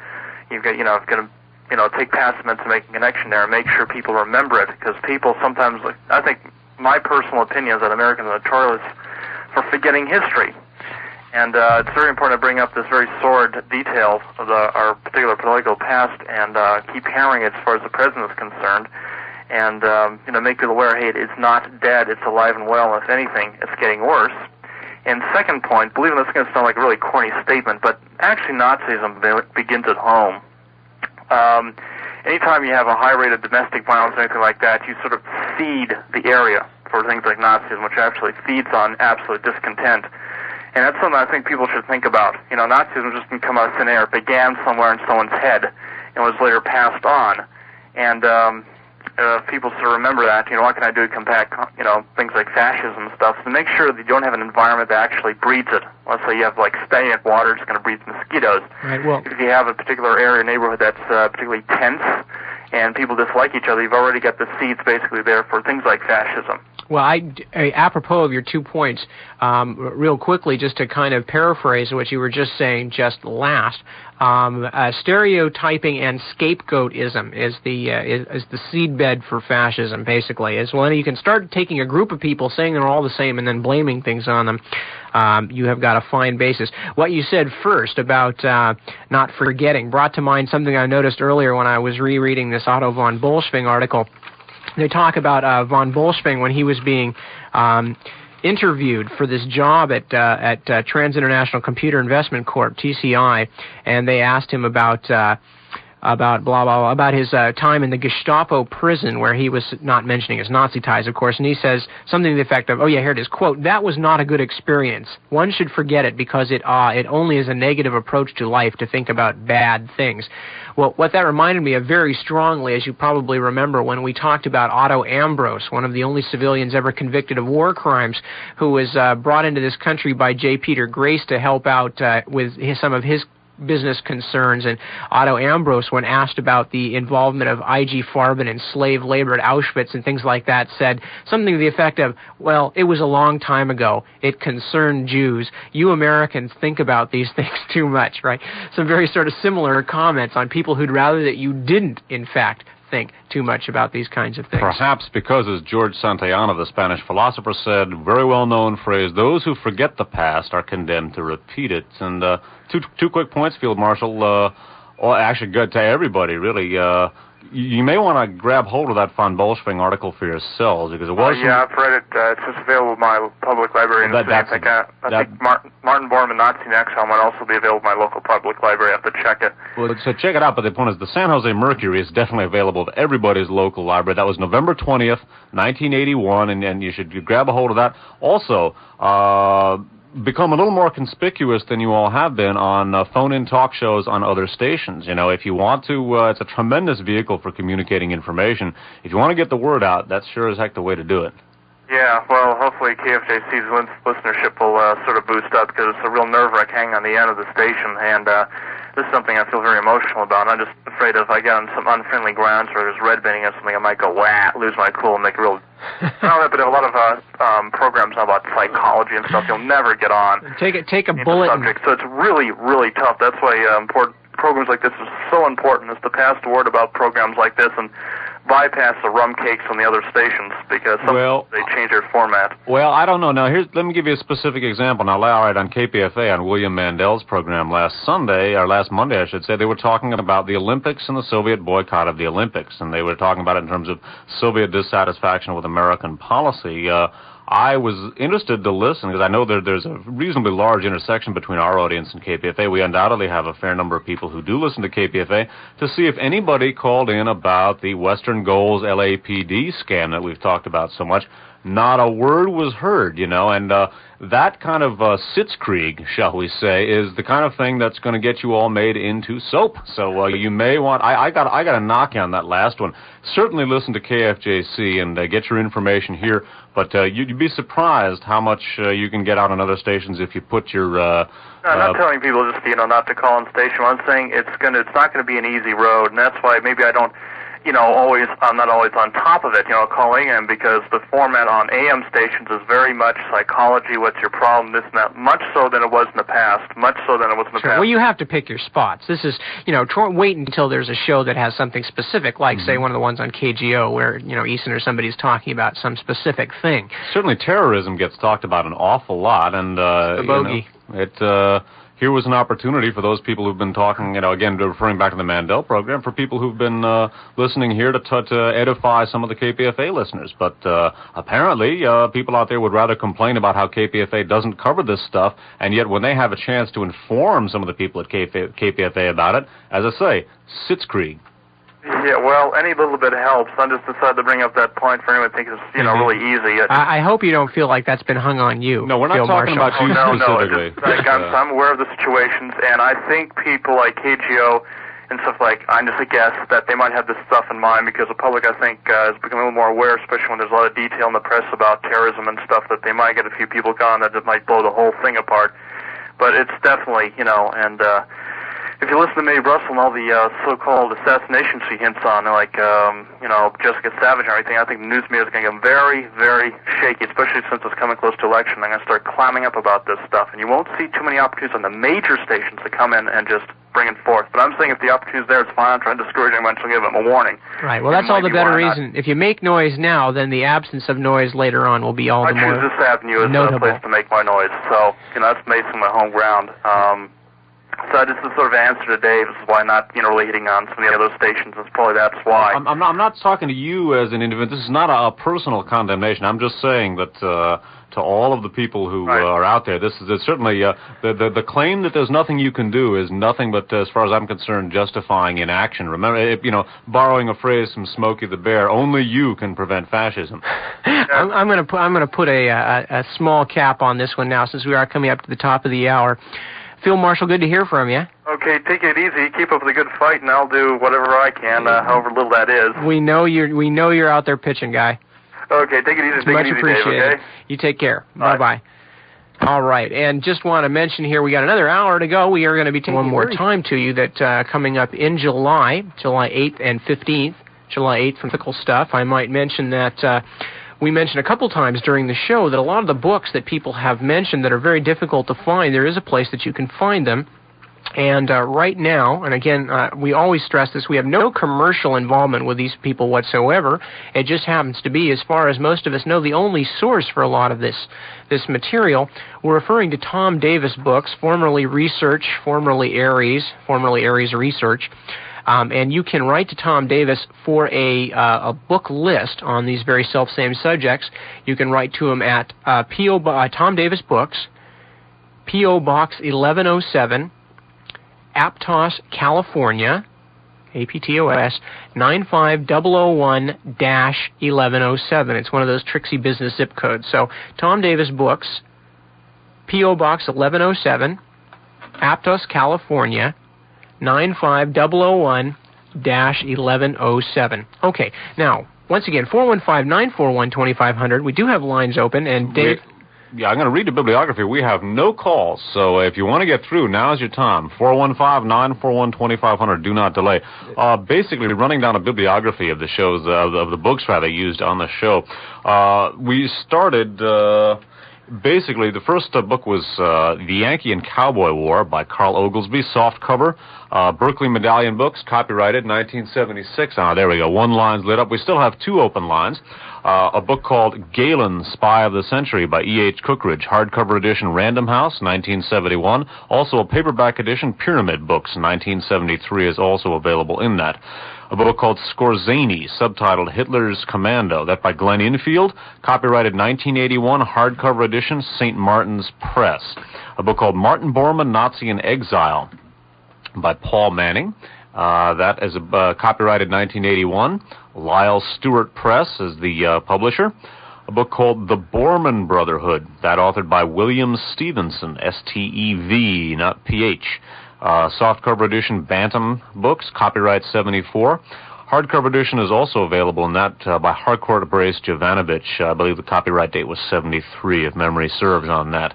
And that pretty much takes care of the books that we've used on this program. Now, as far as newspaper articles, first of all, the Otto Von Bolschwing article from the San Jose Mercury News, November 20th, 1981. An article about Helene Von Damm, that from the Chronicle, August 3rd of 1982.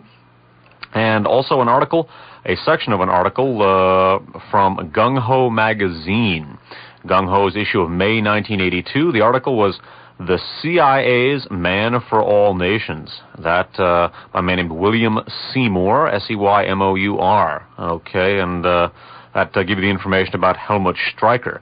So those are the sources for the broadcast this evening. And also an allusion to two newspaper articles from the New York Times, I believe March 8th, 1982, and also March 19th of 1982, those about Hans Langemann. Now, you can check the New York Times guide on that for the exact dates. Look up Langemann, and they should have that. And also a brief reference also to a book called O Vatican by Paul Hoffman, which had Hans Langemann's work infiltrating a BND spy ring into the Vatican. So that give you a lead on where to find some of this information if you'd like to check it out for yourselves. Indeed. We're documentary heavy here, folks. We got so much documentation, we're giving it away. Okay, we do still have a line or two open, 415-941-2500. Now we're in the middle of a full-bore stall until we get the information as to who's on the line to us, and hopefully that will be coming in real quick and we can go to the phones. If not, I'm just going to jump right in. Yes. While we're doing the full-bore stall also, one last thing. Radio Free Europe, Jack Anderson column from the San Francisco Chronicle, February 20th of 1982. And that Chronicle column was entitled Radio Free Europe in Hot Water. Okay, so that'll give you the last of the sources there for the broadcast this evening, for those of you who may not have gotten it. Okay, and do, tape the broadcast. It's a very good way of preserving the information. You can go back and, go over it, take notes, transcribe whole portions of it if you'd like to, and blow people away, hopefully. Okay, well, now, I'm glad we got done with this before we had to start humming and whistling. Anyway, we're going to the phones, 415-941-2500. When we hang up, a line is open. Good evening, Palo Alto, and welcome to KFJC. Hey, good evening to you. Happy Solstice Day. Happy Solstice. Yeah, interesting topic on your show tonight. I hate to drop to the bottom line right away, but I was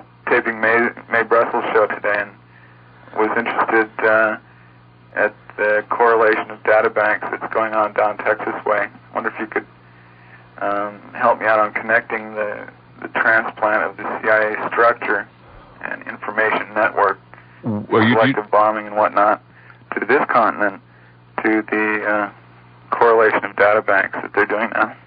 Well, the reference, you're talking about the May Brussels tape last night? That was this afternoon, I think. Well, it was hard rain this afternoon. It was May Brussels last night.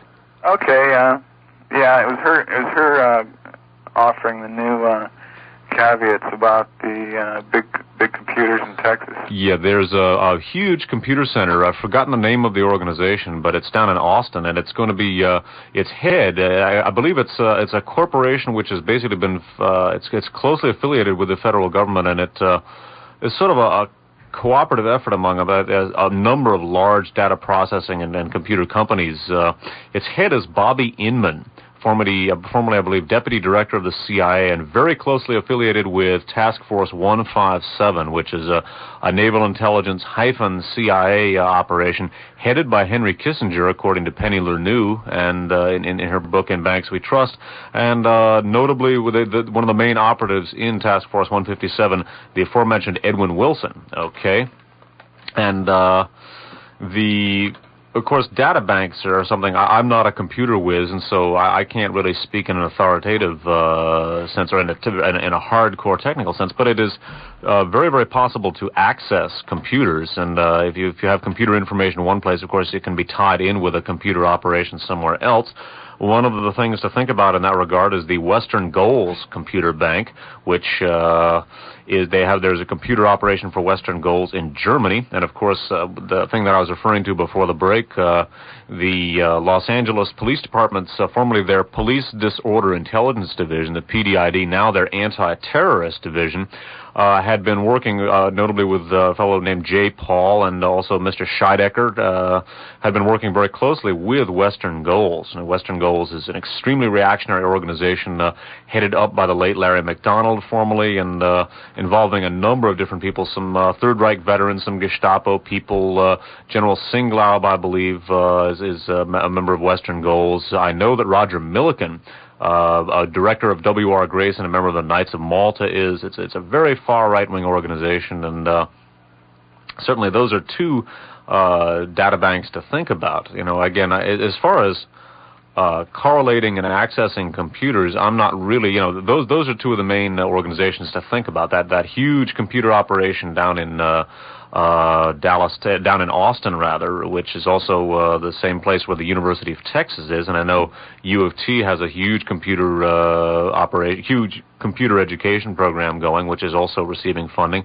Those are two to think about as far as actually how to access them, or the technical links. I don't know much about it because in a hardware and a software sense, I'm a computer ignoramus, which is unusual in this valley. But those are a couple things to think about in that regard. Yeah, I don't know much about it either, but it appears that the definition and characterizing people by the statistics of the things they do and the associations they keep sounds like a pretty scary, downright scary thing, and seems to be a direct descendant of transplanted intelligence organizations. Well, we have talked in an earlier broadcast. We read an article by Jack Anderson stating that there are certain elements that are allied with the Reagan administration that literally want to start putting people down in childhood in computers as possible anti-socials. And then when you start talking about that kind of stuff, indeed, caller, you're talking weird. You're talking danger. Yeah, that's very closely affiliated with the Nazi racial theory, in which the so-called criminal biological types were a major focus not only of study but also of classification and communication. A name to think about in that connection as well is the organization Interpol, now called the International Criminal Police Organization, formerly the International Criminal Police Commission. Long-standing affiliations with Third Reich through Otto Steinhausel, Nazi police chief of Austria, and Reinhard Heydrich, who we talked about. His connections with J. Edgar Hoover and Hoover's affiliations with TRIFA. J. Edgar Hoover was actually appointed by Herbert Hoover, if you want to trace those links going all the way back to, if you heard the first Radio Free America broadcast, the immediate period of anti-Soviet reaction. And the Interpol was created in 1923 as a private corporation. It's not a public organization, although through the National Central Bureau, each affiliate country's head office of Interpol, it links the police of 100 different nations. And as late as 1973, there was a fellow named Paul Diekop, a former Sicherheitsdienstman, a Gehlen agent, a former SS intelligence man, who was president of Interpol, and I think his secretary general at that point was a guy named Jean Nepot, who was a Vichy French police official. So the links there are very wide, and Interpol was tracking, radicals and criminals of all kinds. It does some legitimate police work. No, don't get me wrong. I'm not totally classifying that organization as a monolith. It's important to realize there are divisions, but Interpol had strong inclinations in that regard. And during World War II, one of the provisions of Interpol due to early infighting was that the head of the Austrian Federal Police would be president. And during World War II and prior to it, when it was under Nazi domination, Interpol's their magazine did talk about, various criminal biological types, and classifying criminals by Jewish race and so forth. Again, we talked about that in the second Radio Free America broadcast. Oh, well, that sounds like a difficult assignment to research down the connections between the personnel doing all that work. So I'll just have to thank you for working on that yourselves, and maybe jump a little farther and see if there's any coherent advice for avoiding that kind of action nowadays. Is it to become a businessman, to go into small business so you contribute to the economy and therefore are less likely to be discriminated against by the people that are... Well, that's an individual solution. As far as a societal solution, I think that what we're speaking toward is that people getting angry in a controlled way and becoming politically active in an intelligent way and doing their best with whatever resources they have to inform other people in the most calm, persuasive manner so that those people will know, and beginning to use that kind of focus in all political decision-making. If you think, caller, that becoming a small businessman is a good way of escaping nuclear war, go for it. Right. Exactly. Those red and white striped awnings will cover a multitude of sins, but they ain't much good against fallout. Yeah, that's a good point. A point well taken. Okay. Anything else, caller? I guess that's what cassette tapes are good for. I'll just have to keep passing them around, and thank you for such a good product. Yeah, well, we thank you for passing them around. Thanks again. All right, on. Bye. Good night. Okay, we got a couple lines open, 415-941-2500. Good evening, Campbell. Welcome to KFJC and Radio Free America. Well, nice to be here. I've been listening to you guys for a while. I called after the Uncle Sam and the Swastika program, and I was the caller who mentioned being a member of the company that's owned by the Grace Corporation. Oh, right. I do remember that. Oh, okay. Well, we've had another visit from a Grace executive, and he's not any of the ones that had visited before. He had visited, but he wasn't one of the ones I had talked about. And I just have to say that, as you guys so often mention in the broadcast, that you don't want to characterize any group or organization by certain individuals or members or even people controlling that organization. I have to say in all fairness that I've been recording these tapes, and some of the management of my company knew that I had this information and went out to dinner with him and actually brought some of it up. They brought it up to you, like to talk about it, you mean? Well, no, they brought it up to him. Oh, brought it up to him? Yes, a Grace executive. Well, how very interesting. What was his response? His response was that he knows Otto Ambrose, or knows of him, and he dislikes him quite a bit. No, one thing I'm curious about, caller. How did you tell the people that you'd been taping this stuff? I mean, was it you brought it up to him yourself? Sure, I brought it up. It's a tight-knit company, and I brought it up that I've been taping, and this stuff was all very interesting. And of course, I think you'll see I'm pretty innocent as far as having any real firm convictions, other than I observe, bewildered from afar, listening to you guys since last November. And so I was just bringing this stuff up, and everybody in our company is pretty good-natured. We don't mind being owned by W.R. Grace. And so they just brought it up with this guy in conversation. And in all truthfulness, he said that he pretty much disliked all the nasty historical things that happened also. That's a point. Let me expound on that very briefly. It's a good point to make. And again, you don't ever automatically equate a person with the functioning of an organization as an institution. If you meet someone who worked for the CIA, you don't say, you fascist or you baby killer, this thing. It's a point we made in connection with the Green Berets. I've known a couple of fellows who were Green Berets and I got along with very well. I knew a guy who was a Special Forces intelligence officer whose uncle owned Hughes Aircraft, and he was a great guy. We had a great time, one time, hoisting a couple of tall cool ones and kicking stuff around. I was one of the relatively few people he could sort of let his hair down with, and who would know what he was talking about. It was really good. You don't automatically equate an individual with any kind of an organization. All right, give you an idea.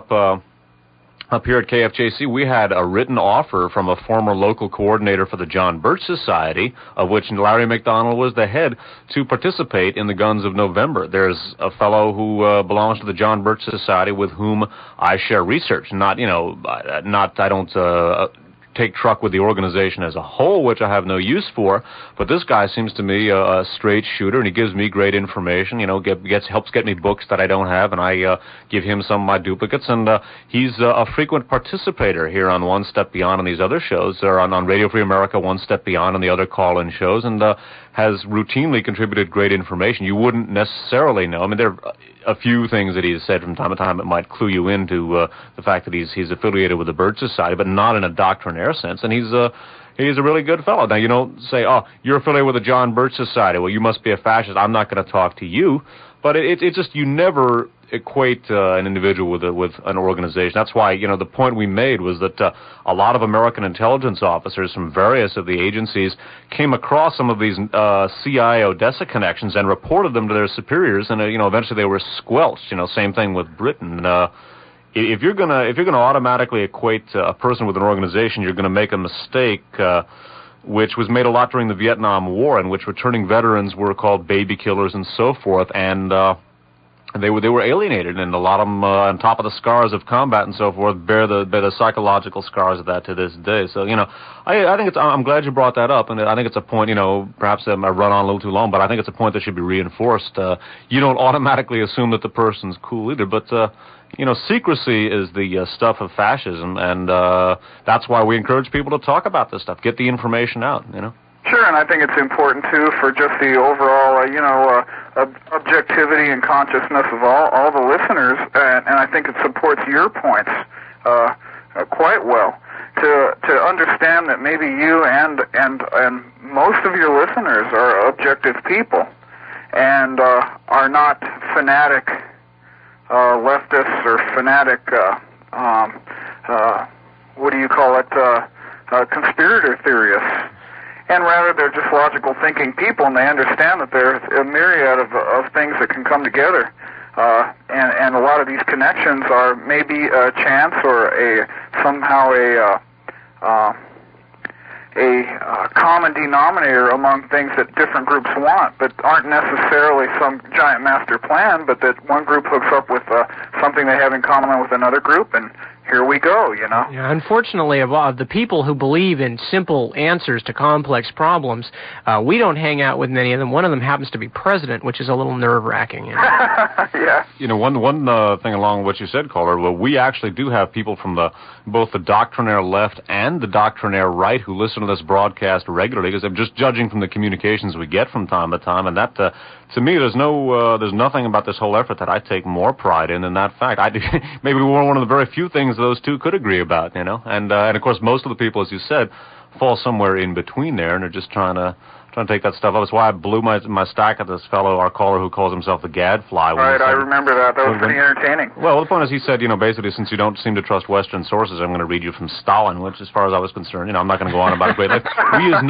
We use nothing but Western sources here, and I just, you know, I lost my temper because I considered it, basically I thought it was just a shallow attempt at tossing red paint on us. And, what he means is that we don't take William Colby at his word, so that's not trusting Western sources, right? Well, the point is that, you know, when you examine, you have to check Anthony Sutton for his sources, because he is capricious in his use of those. That was the point I was making, and I could have indicted Sutton for his endorsement of, I can't remember the fellow's name, Gary Allen, who Sutton relies on, but Gary Allen wasn't brought up for discussion. The material from All Honorable Men, it was something that the listeners were familiar with, but that's the point. It's not that we reject that caller's you know, I obviously disagree with his views, but, you know, it's not that we reject, you know, differing viewpoints. On the other hand, if somebody's going to play dirty pool or deal from the bottom of the deck, you know, we're going to call them on it. But, you know, we're pretty straight shooters here, I think. We're talking a vast metaphor salad up here tonight, Dave. Yeah. I hope you'll listen to that on the tape. That's amazing. We just strung about 700 of them together. Well, I guess that